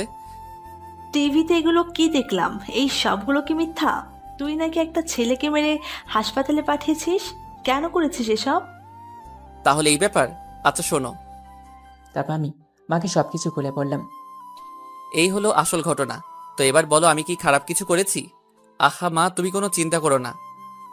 হ্যাঁ, আমি বুঝতে পারলাম তুই কোনো খারাপ কাজ করিসনি, তবু আমার কেমন জানি ভয় হচ্ছে তারা যদি তোর কোনো ক্ষতি করে দেয়। আহা মা, তুমি কোনো চিন্তা করো না তো, দেখবে আল্লাহর রহমতে কেউ কিছু করতে পারবে না আমার। আচ্ছা ঠিক আছে, আমি আর চিন্তা করব না, তো আয় খেয়ে নে। তারপর আমি খেতে দিলাম। আমি খেয়ে দিয়ে বিশ্রাম নিলাম। সারাদিন ওই মেয়েটার সাথে ঘুরে বেড়াতে বেড়াতে আমার অবস্থাই খারাপ হয়ে গেছে। আমি বসে মোবাইল টিপছিলাম, ঠিক সেই সময় এলো আমার রুমে।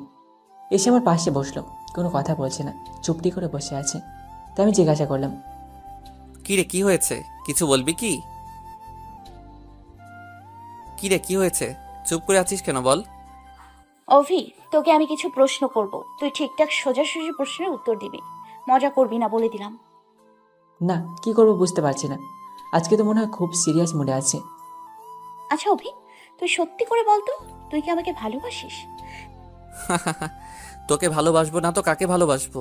তোকে তো সেই ছোট থেকে ভালোবেসে আসছি, এখনো ভালোবাসি। দেখ অভি, এবার কিন্তু আমার রাগ উঠে যাচ্ছে। তোকে সিরিয়াসলি উত্তর দিতে বলেছি, কোনো মজার ছলে না। আয়েশা, তোর কি হয়েছে বলতো?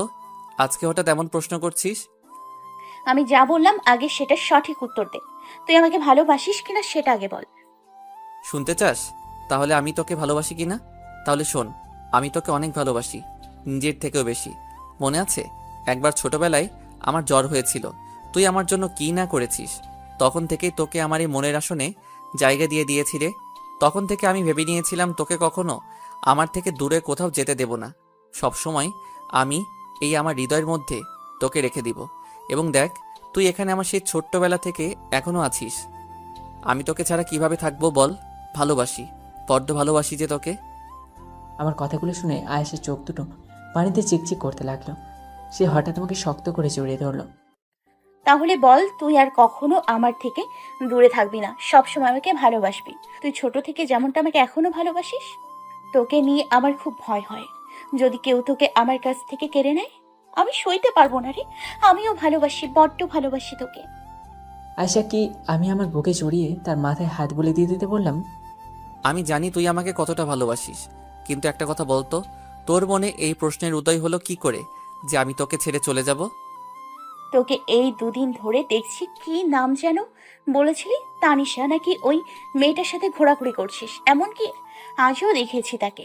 সেই মেয়েটা তোর সাথে যেভাবে হাসাহাসি করে, সেই মেয়েটা তোর সাথে যেভাবে হাসি খুশি ভাবে তোর পাশে হেঁটে চলেছে দেখে মনে হলো যেন তোকে আমার কাছ থেকে সে কেড়ে নেবে। তাই তোকে বললাম তুই প্লিজ আমাকে ছেড়ে অন্য কারোর হয়ে যাস না। আমি তোকে আমার এই মনের মাঝে সারা জীবন আগলে রাখতে চাই। আমার প্রতি তোর যদি বিশ্বাস থাকে তাহলে এটুকু জেনে নে যে আমি তোর আছি, তোরই থাকবো। সত্যি বলছিস তো? হ্যাঁ হ্যাঁ, সত্যি বলছি। আচ্ছা, একটা কথা বলতো, তুই আমাদেরকে কিভাবে দেখলি আর কোথায় গিয়েছিলি? ও, 1 মিনিট অপেক্ষা কর। তোর এই প্রশ্নের জন্য আমার একটা কথা মনে পড়লো, আমি এক্ষুনি আসছি। যা বাবা, মেয়েটার আবার কি হলো? কোথায় ফুরুত করে উড়ে গেল। কিছুক্ষণ পরে দেখলাম আয়েশা তার হাতে কিসের যেন ব্যাগ নিয়ে আসছে। নে ধর, খুলে দেখ তো কেমন হয়েছে। কি এটা? সেটা তুই নিজেই খুলে দেখ। আয়েশা থেকে নেওয়া একটা খুলে দেখি, তার ভিতরে দুটি কালো ও নীল রঙের শার্ট। এই দুটি রং যে আমার সব থেকে বেশি পছন্দ, যে সেটা আয়েশা ঠিকই জানে। শার্ট দুটো বেশ সুন্দর হয়েছে, আয়েশার পছন্দ আছে বলতে হবে। শুভ জন্মদিন। এবার আয়েশার কথাটিতে আমি অনেকখানি অবাক হয়ে গেলাম। আর যে আজ যে আমার জন্মদিন সেটা আমি নিজেই ভুলে গেছি, কিন্তু আয়েশা ঠিকই মনে রেখেছে। ওহো, আজ যে আমার জন্মদিন সেটা আমি নিজেই ভুলে গেছি, কিন্তু তুই তো দেখছি ঠিকই মনে রেখেছিস।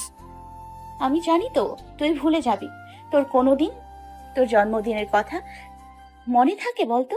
কিন্তু তুই আমার জন্মদিনের দিনটা ঠিকই মনে রাখতে পারিস, খালি নিজেরটা পারিস না।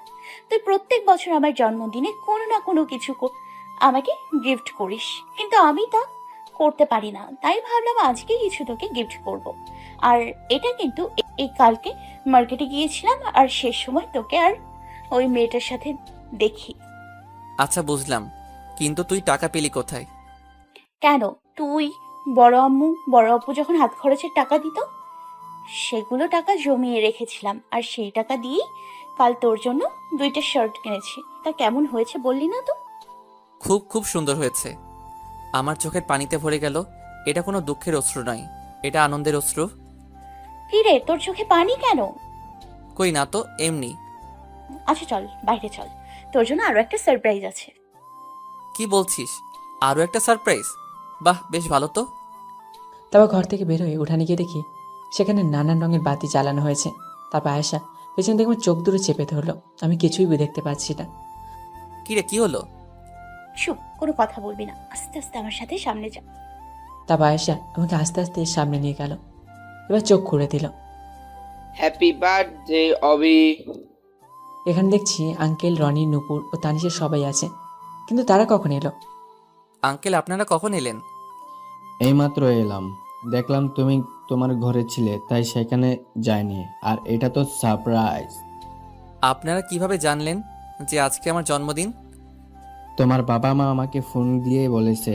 আমি বললাম আপনারা আয়োজন করুন, আমি আসছি তোমাকে সারপ্রাইজ দেওয়ার জন্য। তোমাকে না জানিয়ে চলে এলাম। নাও নাও, এবার কেকটা কাটো। তারপর সবার কথা মতো কেকটা কাটলাম। তারপর সবাইকে নিজে হাতে খাইয়ে দিলাম। তারপর সবশেষে মা, আয়েশা ও আন্টি মিলে সব কিছু গোছাচ্ছিল। আজ যে আপনার জন্মদিন সেটা তো আমাকে বলেননি। আসলে আজকে যে আমার জন্মদিন সেটা আমি নিজেও উপলব্ধি করতে পারিনি। আমাকে প্রথম আয়েশা উইশ করে, তারপর আমি বুঝতে পারি আমার জন্মদিন। খুব ভালো, আশা করি আপনার সামনের দিনগুলো ভালো কাটুক। ধন্যবাদ আপনাকে। তারপর আঙ্কেল, আন্টি, তানিশা সবাই চলে গেলেন। রাতে খাওয়া দাওয়া করে ঘুমিয়ে গেলাম। সকালে ঘুম থেকে উঠে ফ্রেশ হয়ে নাস্তা করে আঙ্কেলের বাড়ি রওনা দিলাম। সামনে ইলেকশন, সেটা নিয়ে কিছু ভাবতে হবে। আঙ্কেল, সামনে তো ইলেকশন, সেটা নিয়ে কিছু ভাবলেন? হ্যাঁ, তাই একটু ভেবেছি। আমার তো বয়স হয়ে যাচ্ছে, তাই আমি চাচ্ছি যে এবার আর ইলেকশনে দাঁড়াবো না। কি বলছেন এগুলো? আপনি এখানকার এত উন্নতি করলেন, আপনার জন্য কত গরিব দুঃখী সাহায্য পেয়েছে। আপনি যদি এই জায়গাটা ছেড়ে দেন তাহলে কিভাবে হবে? পরবর্তীতে যে আসবে সে যদি এদের প্রতি অন্যায় করে, এলাকার মানুষদের প্রতি অন্যায় করে, তাছাড়া সবাই আপনাকে এত শ্রদ্ধা করে, সম্মান করে, তারা কিছুতেই চাইবে না আপনি আপনার জায়গাটা ছেড়ে দিন। দেখো অবি, আমার এই বিষয়টা মাথায় আছে, তাই আমি চাচ্ছি আমার দলে এমন একজনের কাছে দিতে যে গরিবদের কথা ভাবে, এলাকার কথা ভাবে, দেশের কথা ভাবে। আর এমন মানুষ আমি পেয়ে গেছি। তাই নাকি আঙ্কেল? তাহলে কে সে? কেন, তুমি? এসব কি বলছেন আপনি? আমি আপনার জায়গায় বসবো এটা অসম্ভব। আমি চাই না আমি আপনার জায়গাটা কেড়ে নেই বা আপনার জায়গায় আমি বসি। কে বলেছে যে তুমি আমার জায়গাটা কেড়ে নিচ্ছ? আমি চাচ্ছি তুমি সামনের ইলেকশনে আমার হয়ে দাঁড়াবে, আর আমার বিশ্বাস তুমি ঠিক জয়ী হবে। তোমাকে সবাই চেনে, তোমাকে সবাই শ্রদ্ধা করে। তুমি গরিব দুঃখীদের জন্য কি না করেছো, এলাকার জন্য কি করেছো। আশেপাশের কলেজ স্কুল যেখানে সবসময় মেয়েদের উত্ত্যক্ত করা হয়তো, ইপটিজিং করা হয়তো, সেখানে সকল চিত্র তোমাকে দেখে সবাই ভোট দিবে, দেখে নিও। কিন্তু আঙ্কেল আমি কি করে? আর কোনো কিন্তু নয়। তুমি কি চাও না এই এলাকার, এই সমাজের আশেপাশের যত এলাকা আছে, এমনকি পুরো দেশের চিত্রটা পাল্টে দিতে? এটা তোমার স্বপ্ন। তুমি তো সবসময় স্বপ্ন দেখেছো দেশের উন্নতি করতে, দেশের মানুষের জীবনযাত্রা মান উন্নতি করতে, গরিব দুঃখীর জন্য আর অত্যাচার সহ্য না করতে, বেকার শিক্ষিত ভাইদের জন্য চাকরির জন্য কষ্ট করতে না হয়। এমনকি তুমি দেশের সকল কিছু চিত্র পাল্টে দিতে চেয়েছো, যেখানে মেধা ছাড়া, যোগ্যতা ছাড়া টাকার বিনিময়ে সবাই চাকরি পাচ্ছে না। তুমি তো কখনো এটা চাওনি। আমি জানি হয়তো তুমি একা পাল্টাতে পারবে না, কিন্তু চেষ্টা তো চালিয়ে যেতে হবে। সবাইকে এক করতে হবে। এক করে এই দেশটাকে সুনীল সমাজে পরিণত করতে হবে। তুমি তো এই সমাজের এই বড় হয়েছ, তুমি তো জানো গরিবের কষ্ট। প্লিজ না করো না। আচ্ছা আচ্ছা আঙ্কেল, ঠিক আছে, আমি সামনের ইলেকশনে দাঁড়াবো। আলহামদুলিল্লাহ, তোমার কথা শুনে খুশি হলাম। আমি তাহলে সবকিছু প্রস্তুতি নেই। ইলেকশন তো আর বেশি দিন নেই। ঠিক আছে, আপনি যা করবেন তাই হবে। মামা, মামা, আমি নূপুর রনিকে নিয়ে একটু বাইরে গেলাম। পাশে থেকে একটা মেয়ের কণ্ঠ শুনে তাকিয়ে দেখি এই সেই মেয়েটি যাকে আমি একবার বাঁচিয়েছিলাম, যার বিনিময়ে সে আমাকে অপমান করেছিল সবার মাঝে। তার মেয়েটি আমার দিকে তাকিয়ে অবাক হয়ে গেল। কিরে, তুই তুই এখানে কি করছিস? আফিফা, তুমি এঁকে চেনো কিভাবে? চিনি মানে? খুব ভালো করে চিনি। 1 নম্বরে বাজে ছেলে। দেখুন, আপনি কিন্তু আমাকে সেদিন অনেক অপমান করেছিলেন। মুখ বুজে শুনে নিয়েছিলাম। আমি কি আপনার কোনো ক্ষতি করেছিলাম? বরং আমি আপনার জীবন বাঁচিয়েছিলাম। তার বিনিময়ে আপনি কি করলেন? আমাকে অপমান করেছিলেন। বেশ করেছি, অপমান করেছি। তুই কেন আমার হাত ধরেছিলি? আমি কি আপনার ইচ্ছে করে হাত ধরেছিলাম? আপনাকে বাঁচাতেই তো আপনার হাতটা ধরেছিলাম। আচ্ছা আচ্ছা, আফিফা, অবি, তোমরা একটু শান্ত হও। আমাকে সবকিছু খুলে বলো কি হয়েছে। আর তোমরা একে অপরকে চেনো নাকি, বা কি করে? আঙ্কেল, মনে আছে সেদিনের কথা, যেদিন আমি আপনার কাছে এসেছিলাম চাকরির জন্য? আপনি আমার চাকরিটা দিয়েছিলেন। সেদিন বাসায় ফিরতেছিলাম, ঠিক সেই সময় দেখতে পেলাম একটি মেয়ে ফোনে কথা বলতে বলতে রাস্তার মাঝখানে চলে যাচ্ছিল। সেই সময় তার দিকে পিছন দিক থেকে ফুল স্পিডে একটা ট্রাক ফিরে আসছিল। তাই আর কোনো উপায় না পেয়ে তার হাত ধরে টান দেই, যার কারণে তিনি প্রাণে বেঁচে যান। ঠিক সেই সময়ই আপনার গুণধর ভাগ্নি আমাকে ধন্যবাদ না জানিয়ে উল্টো চর মারে আর নানাভাবে অপমান করতে থাকে আমি তার হাত স্পর্শ করেছি বলে। আফিফা মামুনি, তুমি ভীষণ অন্যায় করেছ। ওনার কাছে ক্ষমা চাও, বলো সরি। আমি আর কোনো কথা বলতে চাই না, তুমি সরি বলো। ঠিক আছে, সরি। কে জানি কল কর, তারপর আঙ্কেলকে কে জানি কল করলো। তাই তিনি রিসিভ করে কথা বলতে বলতে অন্যদিকে চলে গেলে আর আমি মিটমিটি হাসি তাই দেখে। খুব হাসা হচ্ছে তাই না? দেখে নিব। আচ্ছা, দেখব আপনি কি করতে পারেন। বাসায় চলে আসলাম। বাসায় এসে গোসল করে দুপুরে খাওয়া খেয়ে একটু বিশ্রাম নিচ্ছিল। সে সময় তানিশা ফোন দেয়। মেয়েটা যে এত বিরক্ত করে তা কি বলবো। পরিচয় না হয় ভালো ছিল। আসসালামু আলাইকুম। ওয়ালাইকুম আসসালাম। কখন পৌঁছেছেন বাসায়? সে তো অনেক আগেই পৌঁছেছি। এসে গোসল করে খাওয়া দাওয়া করে বিশ্রাম নিচ্ছি। শুনেন, আজ আমি আঙ্কেলের ওখানে যাচ্ছি। আপনি কিন্তু বিকেলে চলে আসবেন। কেন? কেন আবার? এমনি আসতে বলেছে, আসবেন। আচ্ছা, দেখা যাক। কোনো দেখা দেখি না, আপনাকে আসতেই হবে।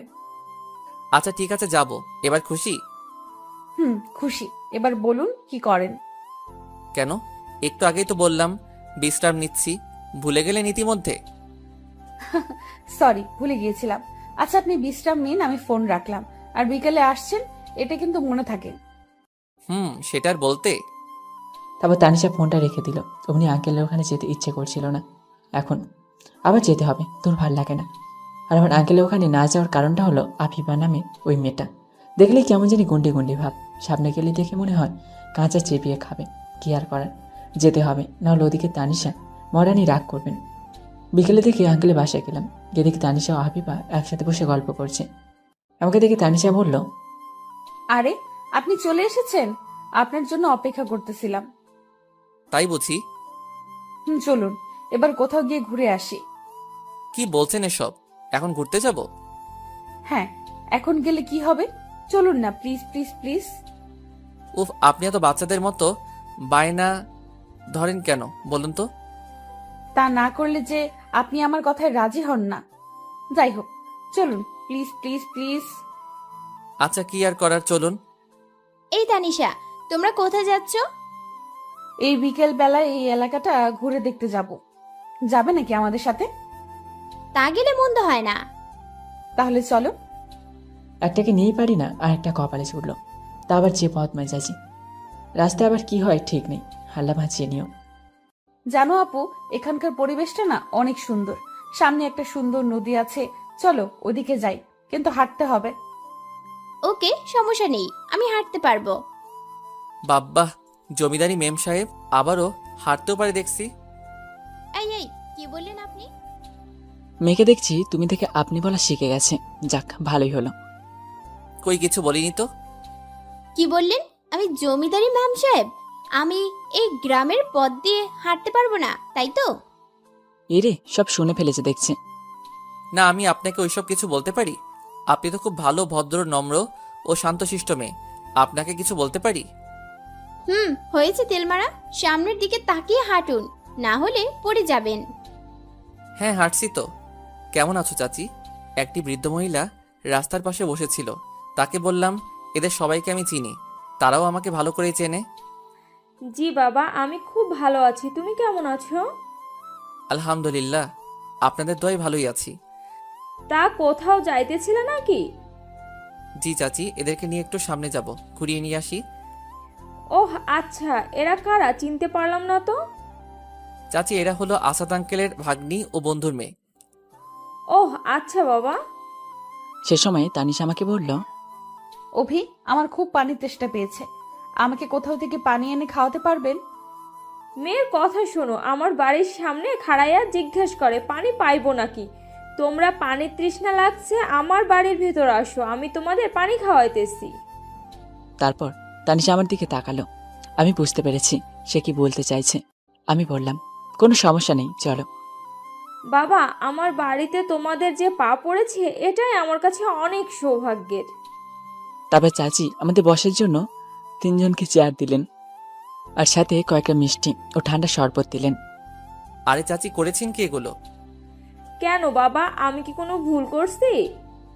না, আপনি কোনো ভুল করেননি। আপনি কেন আবার এগুলো কষ্ট করে আনতে গেলেন? কি যে বলো বাবা, তোমরা এই প্রথম আমার বাড়িতে আসছো, সামান্য এইটুকু তো খেতেই হবে।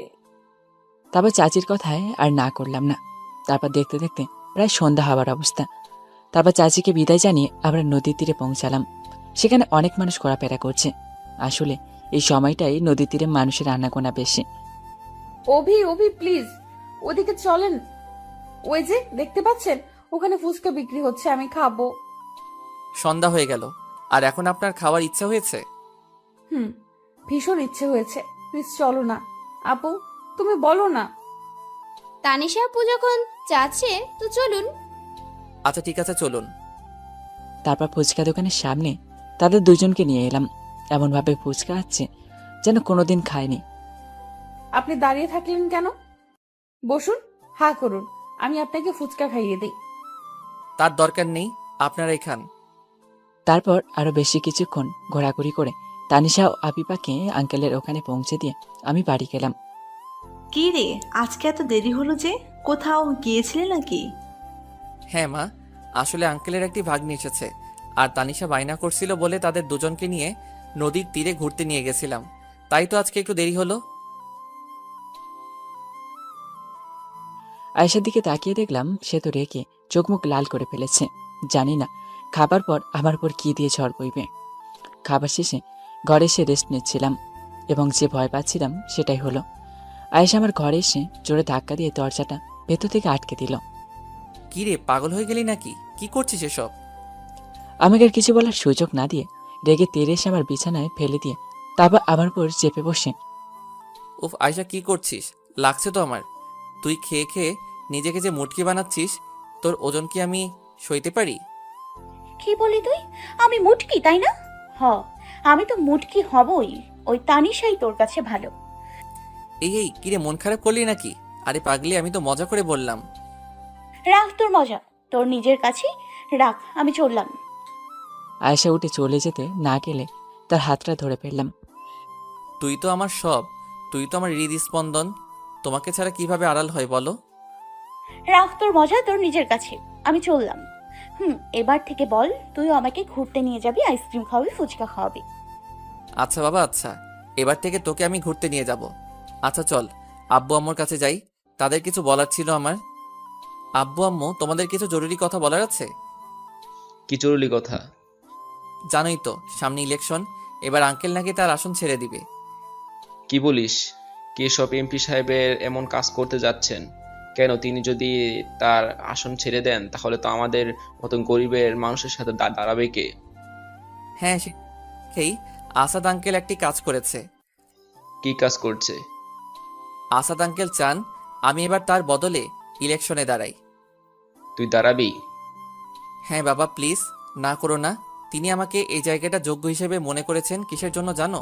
কারণ সবাই আমাকে ভালোবাসে বলে, আমার প্রতি সবার আস্থা আছে বলে, আর তিনি চাননি তার জায়গায় অন্য কেউ বসুক, কেননা সবাই তো আর আসাদ আঙ্কেলের মতো ভালো মানুষ না।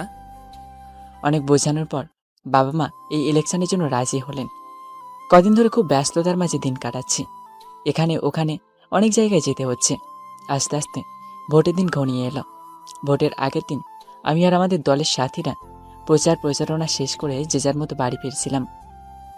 বারে, এবার আবার তাহলে আশাদের জায়গায় তুই ভোটে দাঁড়াচ্ছিস? বাহ, বেশ ভালো তো। কেন, দাঁড়ালে কি তোদের সমস্যা? হয়তো সমস্যা থাকতে পারে, কারণ তোরা তোর গরিবের ধন আত্মসাৎ করতে পারছিস না, তাই তো? অভি, মুখ সামলে কথা বলে দিলাম। কারা গরিবের ধন আত্মসাৎ করছে? আমাদের সময় তারা অনেক উপকৃত হয়েছে। তাই নাকি? তা তো গরিবদের মধ্যেই দেখা যাচ্ছে। এত কথা বাড়িয়ে লাভ নেই, কালকে হবে এর আসল খেলা, দেখা যাবে। তারপর আমরা সেখান থেকে চলে এলাম। পরবর্তী দিনে ভোটের আয়োজন সবকিছু শুরু হলো। আমি আমাদের দলের লোকদের বলে দিলাম, আপনারা সবসময় সব দিকে খেয়াল রাখবেন, কোথাও যেন অন্যায় না হয়। তাদের উপরে আমার কোনো প্রকার বিশ্বাস নেই। শত্রুদের দুর্বল ভাবাটা এটা অন্যায়, আর চাই না কেউ অন্যায়ের পথে ধাবিত হোক। আপনারা সবাই সব দিক দিয়ে সজাগ থাকবেন। জি ভাইয়া। তারপর তারা যে যার মতো চলে গেল। আমি সেখানে বসে রইলাম। কিছুক্ষণ পরে আজকে আমার আঙ্কেল কাছে আসলেন। কি অবি, তোমাকে আনসাপ দেখাচ্ছে কেন? না আঙ্কেল, ওই একটু আর কি। তুমি কোনো চিন্তা করো না, আল্লাহ রহমতে দেখবে তুমি জয়ী হবে। নার্ভাস হওয়ার কোনো চিন্তা নেই। আর তুমি যদি নার্ভাস হও তাহলে তোমার দলের লোকজনের কি অবস্থা হবে ভেবে দেখেছো? তোমাকে সবসময় শক্ত থাকতে হবে। তুমি তো সবসময় এমনটাই ছিলে। আঙ্কেল, আপনি যখন আমাকে আপনার দলে যুক্ত করেন, তার আগে আমি রাজনীতি সম্পর্কে কিছুই জানতাম না। আপনি আমাকে এসব কিছু শিখিয়েছেন, জানিয়েছেন। তবে আজকে আমার জীবনের একটি অন্যতম পরীক্ষা, যেখানে ফেল করলে হয়তো সব শেষ। তাই একটু নার্ভাস আছি আর কি। তুমি কখনো ফেলই করতে পারো না, দেখবে সব ঠিক আছে। আস্তে আস্তে ঘনিয়ে এলো সেই কাঙ্ক্ষিত সময়টি।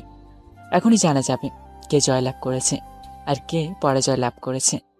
কিন্তু কিছুক্ষণ পরে যা ঘোষণা করা হলো তা শুনে আমি নিজের কানকেও বিশ্বাস করতে পারছি না। 2,53,768 ভোটে জয়লাভ করেছে। আমি কিছুক্ষণ স্তব্ধ হয়ে সেখানে দাঁড়িয়ে রইলাম। আমি কি ঠিকই শুনেছি?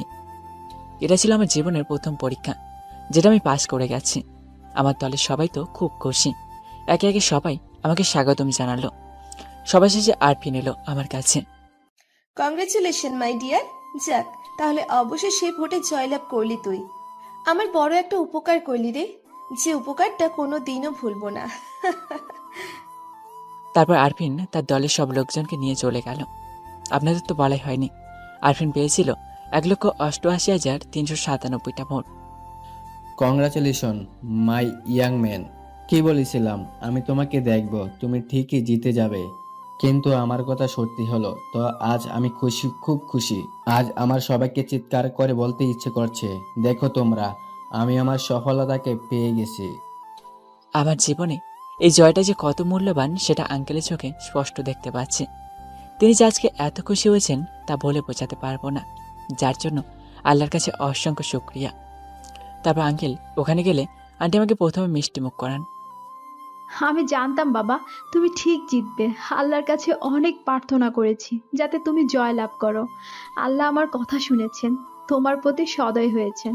দোয়া করি তুমি যেন আরো সামনে এগিয়ে যাও, আমাদের সবার মুখ উজ্জ্বল করতে পারো। ধন্যবাদ আন্টি, দোয়া করবেন। এখন তো আমার আরো বিশাল দায়িত্ব, সেগুলো যেন আমি সততা ও নিষ্ঠার সাথে পালন করতে পারি। তোমার উপর আমাদের সব সময় দোয়া রইল। তারপর আমি আমার দলের লোকজনের কাছে গেলাম। সত্যি বলতে তারা যদি পাশে না থাকতো তাহলে হয়তো আমরা কখনোই সফলতা লাভ করতে পারতাম না। আমার এই সফলতার ভাগিদার এরা সবাই। আজ আমি তোমাদের উপর খুব খুশি। বলো তোমরা কি চাও? ভাইয়া, আমরা আপনার কাছে বড় কিছু চাই না। আমরা শুধু চাই আপনি আশাদ স্যারের মতো সততা আর নিষ্ঠাভাবে আপনি আমাদের কাজ চালিয়ে যান। এটাই হবে আমাদের কাছে সব থেকে বড় পাওয়া। ইনশাল্লাহ চেষ্টা চালিয়ে যাব অবশ্যই। আস্তে আস্তে আমার দিন কাটতে লাগলো। এতদিন আমি অনেক এগিয়ে গেছি আমার পথে। আমি আশাদ আঙ্কেলের মতো পারছি কিনা জানি না, তবে আমি সর্বদা চেষ্টা করেছি আমার ভালোটা দেওয়ার, সর্বদা সবাইকে ভালো রাখার। বাড়ি যাচ্ছিলাম, ঠিক সেই সময় আফিফা ফোন দেয়। আপনাদের তো বলা হয়নি, আফিফা আর আমার সম্পর্কটা আগের মতো নেই, এখন আমরা বন্ধুর মতো। অভি, তুমি কোথায়? কেন, কি হয়েছে? কাজ শেষে বাড়ি ফিরছি। ও, তুমি একটু নদীর তীরে দেখা করতে পারবে? এখন? হ্যাঁ এখন। আচ্ছা ঠিক আছে, তুমি কিছুক্ষণ অপেক্ষা করো, আমি এখনই চলে আসছি। তারপর আফিফার কথা মতো নদীর তীরে গেলাম। গিয়ে দেখি আফিফা আমার জন্য আগে থেকে অপেক্ষা করছে। কখন এসেছো তুমি? কিছুক্ষণ হলো। তা কিসের জন্য ডাকলে? তোমাকে একটা কথা অনেকদিন ধরে বলবো বলবো ভাবছিলাম, কিন্তু বলতে পারিনি, তাই আজকে সে কথাটা বলতে চাচ্ছি। তা বলো, কি এমন কথা যার জন্য আমাকে জরুরি এখানে ডাকলে? আমি তোমাকে ভালোবাসি অভি। আফিফার কথা শুনে আমি অবাক হয়ে গেলাম। কি বলছে কি সে? কি বলছো কি তুমি? তোমার মাথা ঠিক আছে তো? হ্যাঁ, আমার মাথা একদম ঠিক আছে। আমি সুস্থ মাথায় তোমাকে ভেবে চিন্তে কথাটা বলছি। এই কথাটা তোমাকে জানানোর অনেক চেষ্টা করেছি, কিন্তু তুমি বুঝতে পারোনি, যার জন্য আমি তোমাকে কথাটা বললাম। প্লিজ তুমি না করো না, আমি চাই সারা জীবন তোমার কাছে পেতে। দেখো আফিফা, এটা কখনোই সম্ভব নয়। কেন? আমি কি দেখতে শুনতে খারাপ, নাকি আমাদের প্রথম দেখা হওয়ার ঘটনাটার জন্য তুমি আমাকে মেনে নিতে পারছো না? আমার সাথে ঘটে যাওয়া প্রথম ঘটনাটা তো আমি কবেই ভুলে গেছি, আর সেটা আমি আর মনে করতে চাই না। তুমি তো আমার চাচাতো বোন আয়েশাকে চেনো, তাই না? হ্যাঁ, তাকে তো আমি চিনি। তাহলে শুনে নাও, তুমি তো আমাকে কয়দিন আগে থেকে ভালোবাসো। আয়েশা আমাকে সেই ছোটবেলা থেকে ভালোবাসে, আর সে শুধু আমাকে ভালোবাসে সেটা বললে ভুল হবে, কেননা আমিও তাকে ভালোবাসি, অনেক বেশি ভালোবাসি তাকে আমি, আর আমি তাকে ঠকাতে চাই না। আশা করি তুমি আমার কথাটা বুঝতে পেরেছো। এখন সিদ্ধান্ত তোমার, তুমি চাইলে আমাদের বন্ধুত্বটা এখানে সমাপ্ত করতে পারো, আমি না করব না। আফিফা কিছু না বলে রাগ দেখিয়ে চলে গেল। জানি না সে কি করবে বাড়িতে গিয়ে, কোনো কিছু উল্টোপাল্টা না করলেই ভালো। তারপর আমিও বাড়ি চলে গেলাম। মনটা খারাপ, আর মন খারাপের কারণ হলো আফিফা। বাসে গিয়ে দেখি আবু আম্মু কি নিয়ে যেন আলোচনা করছে। যাক বাবা, চলে এসেছিস তাহলে? হ্যাঁ, কেন, কিছু বলবে কি? হ্যাঁ, আমি আর তোর বাবা মিলে একটা সিদ্ধান্ত নিয়েছি। নিজের পায়ে দাঁড়িয়ে পড়েছিস, তাই ভাবছি তোর বিয়েটা দিয়ে দিই। কিন্তু মা, এখন কেন এসব? এখন না তো কখন, বুড়ো হয়ে গিয়ে করবি? আর পাত্রী যদি বাড়ির ভেতরেই কেউ একজন হয়, তাহলে আর দেরি কিসের? কি বলছো তুমি মা? এমন ভাবে কথা বলছিস যেন তুই কিছুই জানিস না। চিন্তা করিস না, আয়েশা আমাদের সব কিছু বলেছে, তাই আমরা সিদ্ধান্ত নিয়েছি তোর আর আয়েশার বিয়েটা দিয়ে দিব। বাড়ির মেয়ে বাড়িতেই থাকবে। আয়শা দেখছি দরজা আড়াল থেকে উকি মারছে। মায়ের কথা শুনে সে কিছুটা লজ্জা পেল, তা আমি ঠিকই দেখতে পেরেছি। তাই তাকে রাগানোর জন্য তার দিকে তাকিয়ে মাকে বললাম, মা, আমি এখন বিয়ে টিয়ে করতে পারবো না, আর আয়েশাকে তো আরও না। এবার আয়শা আমার কথাটি শুনে ভীষণ রেগে গেল। সে দরজার আড়াল থেকে বেরিয়ে এসে আমার হাত ধরে আমাকে টানতে টানতে ঘরে নিয়ে দরজা বন্ধ করে দিল। এদিকে আব্বু আম্মু মিটিমিটি হাসছে। এই কি করছিস? ছাড় আমাকে। যেমন আছিস তেমন হয়ে শুয়ে থাকবি, একদম নড়াচড়া করবি না। করলে চেলা কাঠ দিয়ে মাথা ফাটিয়ে দিব। কি বলে তুই বড় আমাকে আমাকে বিয়ে করবি না? আমাকে রিজেক্ট করার সাহস কিভাবে হয় তোর? এত কষ্ট করে বড় আব্বু বড় আম্মুকে ম্যানেজ করলাম, আর তুই বলছিস বিয়ে করবি না? তুই করবি না, তোর ঘাড় করবে। আরে তোকে তো বিয়ে আমিই করব। তাহলে বড় আম্মুকে কেন বললি তুই আমাকে বিয়ে করতে পারবি না? আরে আমি তো তোকে রাগানোর জন্য বলেছিলাম। আমি দেখতে চেয়েছিলাম তোকে রাগান্বিত অবস্থায় কেমন দেখায়। আমাকে রাগাতে তোর খুব ভালো লাগে তাই না? খুব ভালো লাগে। আবার সরি আর বলবো না। তাহলে বাবা মাকে আমাদের বিয়ের দিন ঠিক করতে বলি, কি বলিস? আমার তোর তর্স হয়েছে না। কবে যে তোর এই ঘর আসতে পারবো? যখন এই ঘরটা আমার নিজের হবে, আমি সব কিছু নিজের হাতে গুছিয়ে রাখবো। রাতে আমি তোর বুকে মাথা দিয়ে ঘুমাবো। বাব্বা মহারানী, আপনি তা তো একটু একটু ভাবতে হবে, দেখতে হবে না? মহারাজের বউ হতে যাচ্ছে বলে কথা। কেটে গেল 3-4 দিন। আবিবার সাথে কোনো কথা হচ্ছে না। আমার ফোনে অনেকবার ট্রাই করেছি, কিন্তু যতবারই ফোন দিয়েছি ততবারই বলছে নাম্বারটিতে এই মুহূর্তে সংযোগ দেওয়া সম্ভব হচ্ছে না। এতদিন হয়ে গেল, তবুও তার ঠিকানাটা জানি না। আমাদের যতবারই দেখা হয় আঙ্কেলের বাড়ি থেকেই। ভাবলাম আজকে আঙ্কেলের থেকে ঠিকানাটা নিয়ে আবিবার সাথে দেখা করে আসবো। বিকেলে আমার অফিস থেকে বাড়ি যাব, সেই সময় দেখি তানিশার ফোন। তানিশার সাথে বেশ কয়েকদিন যোগাযোগ হয় না।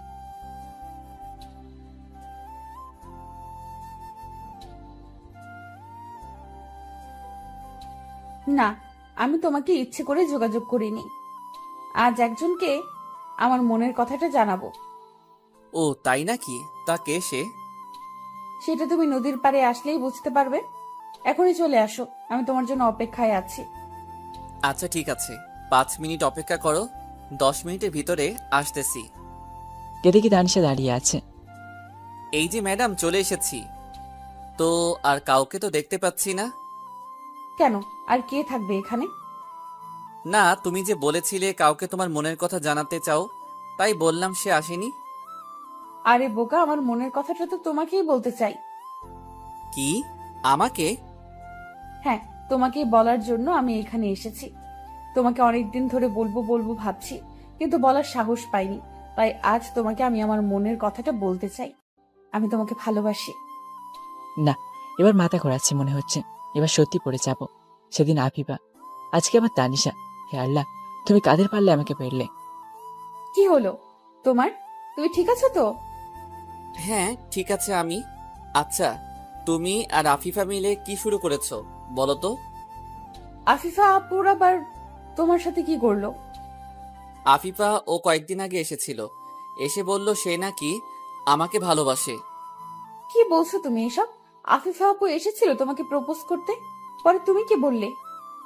দেখো তানিশা, তুমি আর আফিফা সব সময় আমার বন্ধু ছিলে, বন্ধুই থাকবে। আরে এটা তো তুমি জানতে যে আয়েশা আমাকে পছন্দ করে। সেটা তো জানতাম। কখনো এটা জানার চেষ্টা করেছো আমি তাকে ভালোবাসি কি ভালোবাসি না? একটা কথা শোনো, আমার আর আয়েশার বিয়ে ঠিক হয়ে গেছে। কি কি বলছো কি তুমি? হ্যাঁ তানিশা, আমি যা বলছি ঠিকই বলছি। আগামী শুক্রবার আমার আর আয়েশার বিয়ে। তোমার আর আয়েশার বিয়ে? সে কথাটা আগে বলতে পারোনি, তাহলে হয়তো আর এতটা কষ্ট পেতাম না। আচ্ছা যাই হোক, বাদ দাও। শুভকামনা রইল তোমাদের নতুন জীবনের শুরু করার জন্য। হয়তো তোমাকে নিজের করে পাবো না, কিন্তু বন্ধু হিসেবে তোমার পাশে থাকবো।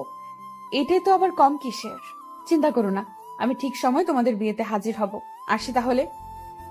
তানিশা, তুমি যদি আমার কথায় কষ্ট পেয়ে থাকো তাহলে প্লিজ আমাকে ক্ষমা করে দাও। আমার এখন কিছু করার নেই। হায় রে পাগল, এতে আবার ক্ষমা চাওয়ার কি আছে? আর আমরা তো বন্ধু নাকি? বন্ধুত্বের মধ্যে কোনো ধন্যবাদ সরি এসব চলে না। হয়তো তোমার কথায় কিছুটা কষ্ট পেয়েছি, কিন্তু আমি মানিয়ে নিতে পারবো। আর আমি আয়েশার চোখে তোমার প্রতি যে ভালোবাসা দেখেছি তা হয়তো আমি তোমাকে দিতে পারবো না। তোমার জন্য হয়তো বা আয়েশাই উপযুক্ত। সেদিন আফিফা, আজ আবার তানিশা। আমার সাথে কেন এসব হচ্ছে? তানিশা মুখে যতই বলুক আমি বুঝতে পেরেছি সে কতটা কষ্ট পেয়েছে। বাসায় ফিরে আনমনে বারান্দায় বসে বাইরের আকাশটা দেখছিলাম। কি হয়েছে, তোর মন খারাপ? পাশে তাকিয়ে দেখি আয়েশা আমার পাশে বসে প্রশ্নটি করলো। না, এমনি মন খারাপ হতে যাবে কেন? তোর মুখটা দেখে সেটা বোঝা যাচ্ছে যে তুই নিশ্চয়ই কিছু একটা নিয়ে মন খারাপ করে বসে আছিস। প্রথমে মনে করলাম তানিশাও আবিবার কথাটা আয়েশাকে বলে দেব, কিন্তু পরে ভাবলাম না থাক, কথাগুলো শুনে হয়তো আয়েশাও অনেক কষ্ট পাবে, তার চেয়ে না হয় সে কথাগুলো আমার মাঝেই থাক। পরের দিন একটি কাজের জন্য আমার দলের লোকজন সহ এক জায়গায় যাচ্ছিলাম। রাস্তার মাঝে দেখি একটি ছেলে তার কয়েকটি বন্ধু মিলে একটি রিক্সা চালকের সাথে কি যেন নিয়ে তর্কাতর্কি করছে। রিক্সা চালক মাথা নিচু করে চোখের পানি ফেলছে। জুয়েল, গাড়িটা থামাও। কেন ভাইয়া, কোনো সমস্যা হয়েছে? হ্যাঁ, ছোটখাটো কোনো সমস্যা হয়েছে মনে হচ্ছে, তবে আমার নেই, বাইরে দেখতে পারছো। তারপর আমার ইশারায় জুয়েল বাইরের দৃশ্যটা লক্ষ্য করলো। তারপর সে গাড়িটা থামালো। শাহিন, গিয়ে দেখো তো কি হয়েছে। জি ভাইয়া, আমি এক্ষুনি যাচ্ছি। তারপর শাহিন গাড়ি থেকে বের হয়ে ঘটনাস্থলে গেল। কি ভাই এখানে? এখানে কি যা হবার হচ্ছে? তুই এখানে আসার কি? বলবো না, তুই কি করবি? তারপর ছেলেটির বন্ধুরা মিলে আস্তে আস্তে শাহিনের দিকে এগিয়ে আসছিল। দেখুন ভাই, এটা কিন্তু অন্যায়। আপনারা এতজন হয়ে একটা বাবার বয়সী লোককে এভাবে রাস্তার মাঝে খারাপভাবে গালিগালাজ করছেন। চাচা, এটা কিভাবে হলো? আমি জানি না বাজান, আমি রিক্সা নিয়ে ওইখানে খাড়াই আসছিলাম। সেই সময় এই মামারা আমার রিক্সার লগে ধাক্কা লাগাই দেয়। দেখছেন বাবা আমার রিক্সার কি অবস্থা হয়েছে? আমি গরিব মানুষ, আমার এই রিক্সাখান ছাড়া আমার পরিবারের খাওয়ান জোগাইব কিভাবে? এটা কিন্তু আপনারা ভীষণ অন্যায় করেছেন। কি করছি আর না করছি সেটা তোর কাছে থেকে শিখবো নাকি? বেশি নায়ক হতে আসিস না। দেখুন, আমার না খাবার কোনো ইচ্ছা নেই। আপনি ওনারা যে ক্ষতিটা করেছেন তার ক্ষতিপূরণ দিন এবং তার কাছে ক্ষমা চান। দিলি তো আমার মাথাটা গরম করে। দাঁড়া 1 মিনিট, তোকে হাসপাতালে পাঠাইতে হবে মনে হচ্ছে। কাকে হাসপাতালে পাঠাবেন আপনারা? স্যার আপনি কে? হ্যাঁ, আমি। এতক্ষণ কাকে হাসপাতালে পাঠানোর কথা বলছিলেন আপনারা? জানেন, আপনাদের আসল জায়গায় পাঠানোর ব্যবস্থা করছি। কোথায় স্যার? Police station. না স্যার, দয়া করে আমাদের পুলিশের হাতে দিবেন না। না জেনে অনেক বড় ভুল করে ফেলেছি, ক্ষমা চাচ্ছি আপনার কাছে। আমার কাছে ক্ষমা চাইবে কোনো লাভ নেই। যদি চাচা আমাকে ক্ষমা না করে তাহলে আমার কাছেও ক্ষমা পাবেন না। আপনারা আগে ওনার কাছে ক্ষমা চান। আপনারা আর যে ক্ষতিটা করেছেন তার ক্ষতিপূরণ তাকে দিন। মামা, এই নিন টাকাটা রাখুন। আপনার রিক্সার যে ক্ষতি হয়েছে তা এই টাকাটা দিয়ে সারিয়ে নিন। প্লিজ আমাদের ক্ষমা করে দিন, নইলে আমাদের জেলে যেতে হবে। আচ্ছা আচ্ছা ঠিক আছে বাবা, তোমাকে ক্ষমা কইরা দিলাম। ঘটনা ঘটেছিল ঠিক একটি মোড়ের উপর। এখানে ট্রাফিক পুলিশ থাকার কথা, কিন্তু তারা কোথায়? অবস্থাটা ভালোভাবে পর্যবেক্ষণ করতে হচ্ছে দেখছি। তারপর যেখানে ট্রাফিক পুলিশ থাকে সেই স্থানটিতে গেলাম। কে দেখি সেখানকার ট্রাফিক পুলিশ পরে পরে ঘুমাচ্ছে। এই হলো আমাদের দেশের আইন শৃঙ্খলতা বাহিনীর অবস্থা। স্যার আপনি? আসসালামু আলাইকুম। ওয়ালাইকুম আসসালাম। কি করছিলেন আপনি এতক্ষণ? না মানে স্যার, দেখুন, আমি আপনার কোনো কৈফিয়ত শুনতে চাই না। আপনাদের সামনেই 4 জন ছেলে একটি বৃদ্ধ রিক্সা চালককে এইভাবে হেনস্থা করছে, অপমান করছেন। আপনারা কি করছেন? এটা কি আপনাদের ডিউটির মধ্যে পড়ে? রাস্তাঘাটে কোনো বিপদ আপদের জন্য সব সময় আপনারা আছেন, কিন্তু আপনারা যদি এভাবে আপনাদের দায়িত্ব পালন করেন তাহলে রাস্তাঘাটের অবস্থাগুলো কি হবে বুঝতে পেরেছেন? এভাবে যদি ডিউটি করতে থাকেন তাহলে এমনভাবে গরিবদের সবসময় লাঞ্ছনা করা হবে। সেটা কি আপনারা চেয়ে দেখবেন? এটা কি আপনাদের ডিউটি? অনেক বড় ভুল হয়ে গেছে, প্লিজ ক্ষমা করে দিন। সত্যি বলছি, আর কোনোদিন এমন ভুল করব না। এখন থেকে দায়িত্বশীলভাবে আমি আমার দায়িত্বটা পালন করব। মনে থাকবে তো? তারপর সেখান থেকে চলে গেলাম আমার কাজটিতে। মন্ত্রী সাহেব আমাদের দেখা করতে বলেছিলেন। আমি নতুন এমপি পদে দায়িত্ব নিয়েছি, সেজন্য কিছু আলোচনা করার জন্য ডেকেছিলেন, যেন আমি সবসময় দায়িত্বশীল মানুষ হয়ে কাজ করি।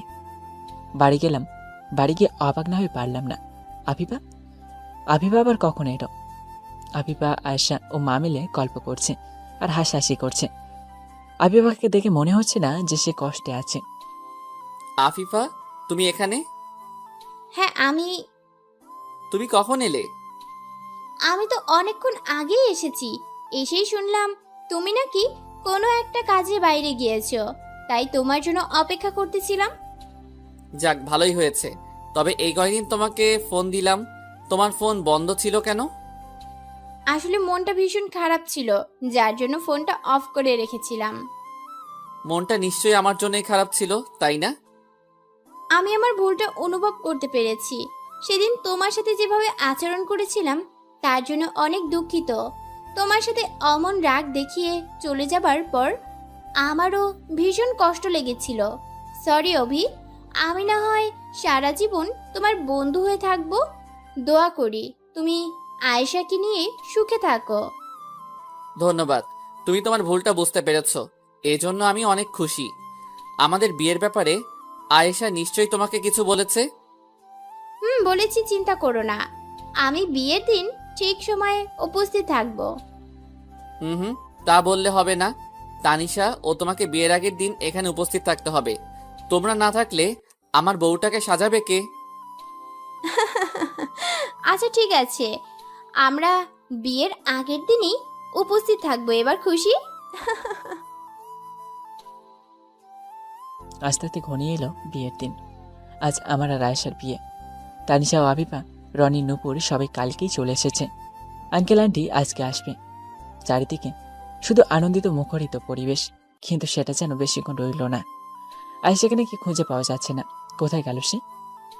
কি বলছো কি তুমি মা? আয়েশা কোথায় গেল কাউকে কিছু না বলে, তাও আবার এমন সময়ে? আমি জানি না, পুরো বাড়িটা তন্ন তন্ন করে খুঁজে দেখলাম, কোথাও পেলাম না। আবার কেউ কিছু বলতেও পারছে না। যেখান থেকে পারিস আমার মেয়েটাকে খুঁজে এনে দে। মা তুমি শান্ত হও, কান্নাকাটি করো না, আমি দেখছি। আর কিছুক্ষণ পরই আমার ফোনটা বেজে উঠল। একটা অচেনা নাম্বার। ফোনটা রিসিভ করলাম। কি রে, কেমন লাগছে হবু বউকে? খুঁজে পাচ্ছিস না তাই না? আরফিন তুই? যা বাবা, অচেনা নাম্বার থেকে ফোন দিলাম তাও চিনে ফেললি। যাক, ভালোই হয়েছে। আর শোন, তোর হবু বউকে খোঁজাখুঁজি করার দরকার নেই, সে আমার কাছেই আছে, সযত্নে আছে। আরফিন তুই যদি আয়েশার কোনো ক্ষতি করেছিস তো আমার থেকে খারাপ কেউ হবে না বলে দিলাম। আরে ছি ছি, কি বলছিস তুই? আমি আমার হবু ভাবিকে কিছু করতে পারি? তার কোনো ক্ষতিই আমি করিনি, আর করবও না।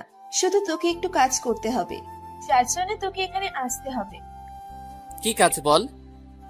সেটা নয় এখানে আসলেই জানতে পারবি। আগে তো আয়, তারপর। আর বেশি চালাকি করিস না।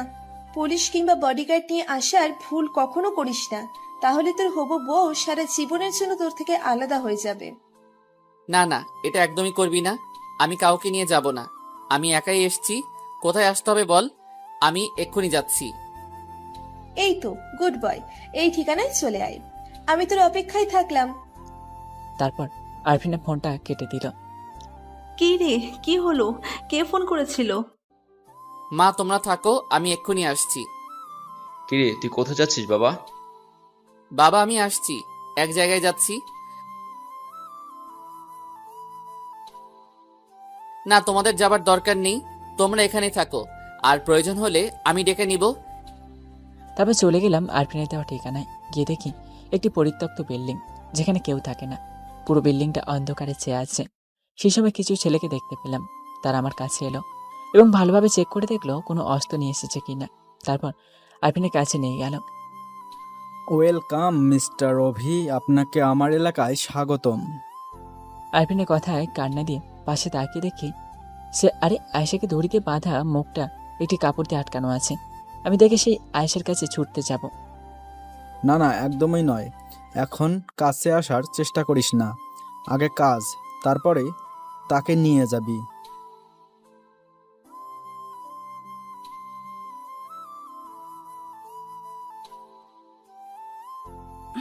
অভি, অভি তুই এসছিস? প্লিজ আমাকে এখান থেকে নিয়ে যা। হ্যাঁ হ্যাঁ, আমি তোকে যত দ্রুত সম্ভব এখান থেকে নিয়ে যাব। বল আরফিন, আমাকে কি করতে হবে? তোকে বেশি কিছু করতে হবে না, তুই শুধু তোর জায়গা থেকে পদত্যাগ করবি। আর এই নে তার কিছু কাগজ, এইগুলোতে সাইন করে দে। না অভি, এগুলোতে তুমি কিছুতেই স্বাক্ষর করো না। তুমি তোমার দেশের কথা ভেবে গরিব মানুষের কথা ভাবো। তুমি যদি পদত্যাগ করো তাহলে তাদের কি অবস্থা হবে ভেবে দেখেছো? প্লিজ। আমি যে কাজটিতে সাকর করতে যাবো ঠিক সেই সময় গোলাগুলির শব্দ হয়।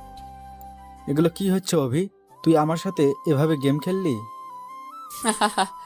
কেন, এতে অন্যায়ের কি আছে? তুই আমার সাথে কতবার কি করতে গেছিস সেগুলো আমি সবকিছুই মনে রেখেছি। আর আমি জানতাম তুই এটা এমনই একটা কাজ করাবি যার জন্য আমি সবকিছু প্রস্তুতি নিয়ে রেখেছি। তুই কিন্তু এটা ঠিক করলি না, বলে দিলাম। তারপর আরফিন তার দলবল নিয়ে পালাতে চেষ্টা করলো, কিন্তু পুলিশ তাদেরকে ধরে ফেলে। শুধু আরফিন আর দু একজন তার সাথে পালাতে সক্ষম হয়। আমি আরফিনকে ধরার জন্য যেতে পারলাম না। এখানে আয়েশার এই অবস্থা, তাকে ছাড়া কিভাবে তার পিছু ধাওয়া করব? তাই পুলিশরা গেলেন তাদের ধরতে। এদিকে আমি আয়েশাকে নিয়ে বাড়ি থেকে রওনা হলাম। আয়েশা আমাকে জড়িয়ে ধরে কেঁদে দিল। তুই যদি এখানে না আসতি তাহলে হয়তো আর ফিরে পেতি না। চুপ, একদম চুপ, আর এই কথা মুখে আনবি না। তুই কেন আসতে গেলি? যদি ওরা তোর কোনো ক্ষতি করে দিত? তোকে এত বড় বিপদে রেখে কিভাবে আমি চুপ করে থাকতে পারি বল? তোকে ছাড়া যে আমি অচল, তোকে কিছুতেই হারাতে দিতে পারি না আমি, সেটা যত বড়ই বিপদ হোক। আচ্ছা তুই বলতো, তোকে কিভাবে ওরা নিয়ে গেল বাড়িতে এত মানুষ থাকতে? আমাকে সাজিয়ে রেডি করে যখন তানিশা ও আপু বাইরে গেল, তখন আমার ফোনে একটি অচেনা নাম্বার থেকে ফোন আসে। আর আমি রিসিভ করলে বলে, তোর নাকি খুব বিপদ, আমাকে তাড়াতাড়ি যেতে বলে এবং বাড়ির কাউকে যেন না জানায় সেটা বারণ করেছে। তারপর সবার চোখকে ফাঁকি দিয়ে বাড়ি থেকে বের হয়ে আসি। তারপর একটি অটোতে উঠি। প্রথমে আমি চিনতে পারিনি, তারপর তার ফোনের কথোপকথনে বুঝতে পারলাম এটা তাদেরই লোক, কিন্তু আমি নামতে চাইলে ব্যর্থ হই। তারপর সে লোকটি আমাকে এখানে নিয়ে আসে। তারপর আমাকে কি যেন একটা স্প্রে মারে। তারপর আমি আর কিছু জানি না। যখন চোখ খুলি তখন তোকে সামনে দেখতে পাই। তুই কি পাগল? তুই যাচাই করে নিবি না অচেনা লোকটি সত্যি বলছে না মিথ্যা? আরে আমার যদি বিপদই হতো তাহলে সে কেন বাড়ির সবাইকে জানাতে নিষেধ করবে? এটা তোর ভাবা উচিত ছিল। আমি সেই পরিস্থিতিতে ছিলাম না। আমার শুধু একটা কথাই মাথায় ঘুরছিল, তোকে কিভাবে বিপদ থেকে রক্ষা করা যায়। কিন্তু আমি তো আর এত কিছু জানতাম না। আমাকে ক্ষমা করে দে, আমার জন্য তোকে এত কিছু ছুটোছুটি করা লাগলো, তাও আবার আজকের এই দিনে। আচ্ছা যা হবার হয়েছে সেটা নিয়ে আর চিন্তা বাড়িয়ে লাভ নেই, বাড়ি চল। তারপর অনেক ঝুট ঝামেলা শেষে আমাদের বিয়েটা হয়ে যায়। রাত্রের দিকে জানতে পারি পুলিশ নাকি আরফিন ও বাকি দুজনকে ধরতে সক্ষম হয়েছে। যাক, ভালোই হলো। 5 বছর পর এখন আমি এমপি থেকে স্বরাষ্ট্রমন্ত্রী হয়েছি। শুধুমাত্র নিজের দায়িত্বশীলভাবে কাজ করা ও সকল মানুষের ভালোবাসার মাধ্যমে মন্ত্রী হবার পর দেশের চিত্রটা অনেকটাই পাল্টে দিয়েছে, যেটা আমার ছোট থেকেই স্বপ্ন ছিল। আমি সবসময় চেয়েছিলাম আমাদের মতো গরিবদের যেন আর অনাহারে না মরতে হয়, গরিব বেকার শিক্ষিত যুবকদের চাকরির পিছনে বেশি ছোটাছুটি না করতে হয়। বাবাই, বাবাই, তুমি কোথায়? আমরা তোমার জন্য কখন থেকে অপেক্ষা করছি, আর তুমি আসছো না। মামুনি, আমি একটু কাজে আটকে গেছি, প্লিজ তোমরা তোমার দাদু দাদি ও আম্মুর সাথে খেলা করো, আমি ঠিক চলে আসবো মা। তারপর মেয়েটা ফোনটা রেখে দিল। আপনাদের তো বলা হয়নি আমরা রায়েশের সন্তান হলো স্নিগ্ধ ও স্নিগ্ধা। আমাদের যমজ সন্তান হয়েছে। তা স্নিগ্ধা বায়না ধরেছে তাদের জন্য চিপস চকলেট নিয়ে যেতে। নিয়ে গেলাম। কলিং বেল বাজানোর সাথে সাথে দরজা খুলে দিল। বাব্বা, এত ফাস্ট কলিং বেল! বাজাতে না বাজাতে দরজা খুলে দিলে। তোমার ছেলে মেয়ে তো তুমি আসছো শুনে দরজার কাছে বসেছিল, কিছুতেই সেখান থেকে সরাতে পারছিলাম না, আর তাই এত তাড়াতাড়ি দরজা খুলে দিল। বাবাই, বাবাই, জানো তুমি না চলে যাওয়ার পর আম্মু খালি বকা দেয় আমায়। আমি খুব পচা। ওরে দুষ্টু, এখন বাবার কাছে বিচার দেওয়া হচ্ছে তবে রে। তারপর আয়েশা তাদের তেড়ে আসলে দৌড়ে এসে আমার বুকের ভিতর দুজনে লুকিয়ে পড়ে। আচ্ছা আচ্ছা হয়েছে, কাজে থেকে এসেছি, খুব ক্লান্ত লাগছে, খেতে দাও, খেয়ে বিশ্রাম নিব। আচ্ছা বসো, আমি খেতে যাচ্ছি। স্নিগ্ধা, তোমার বাবা ক্লান্ত, এখন তাকে বিশ্রাম নিতে দাও। তোমরা দাদি দাদুর সাথে গিয়ে খেলা করো। আচ্ছা আম্মু। এই দেখো তোমাদের জন্য কি নিয়ে এসেছি। ওয়াও, চকলেট, চিপস, ধন্যবাদ বাবাই। তারপর দুজন দুই গালে চুমু দিয়ে চলে গেল দাদু দিদার কাছে। খেয়ে বিশ্রাম নিচ্ছিলাম, ঠিক সে সময় প্রধানমন্ত্রীর ফোন। আসসালামু আলাইকুম স্যার। ওয়ালাইকুম আসসালাম। মিস্টার রবি, আপনার কাজটা অসাধারণ হয়েছে, অনেক ভালো একটা কাজ করেছেন। আপনার মতো কাউকে দলে পেয়ে ধন্য হয়ে গেছি। আশা করি সবসময় আপনার কাজটা দায়িত্বশীলভাবে করবেন। জি স্যার, অনেক ধন্যবাদ, এটা আমার কর্তব্য, আর আমি আমার কর্তব্য থেকে কখনো বিমুখ হব না। আর দোয়া করবেন স্যার, আমি যেন সবসময় আপনার মতো দেশের সেবা করতে পারি।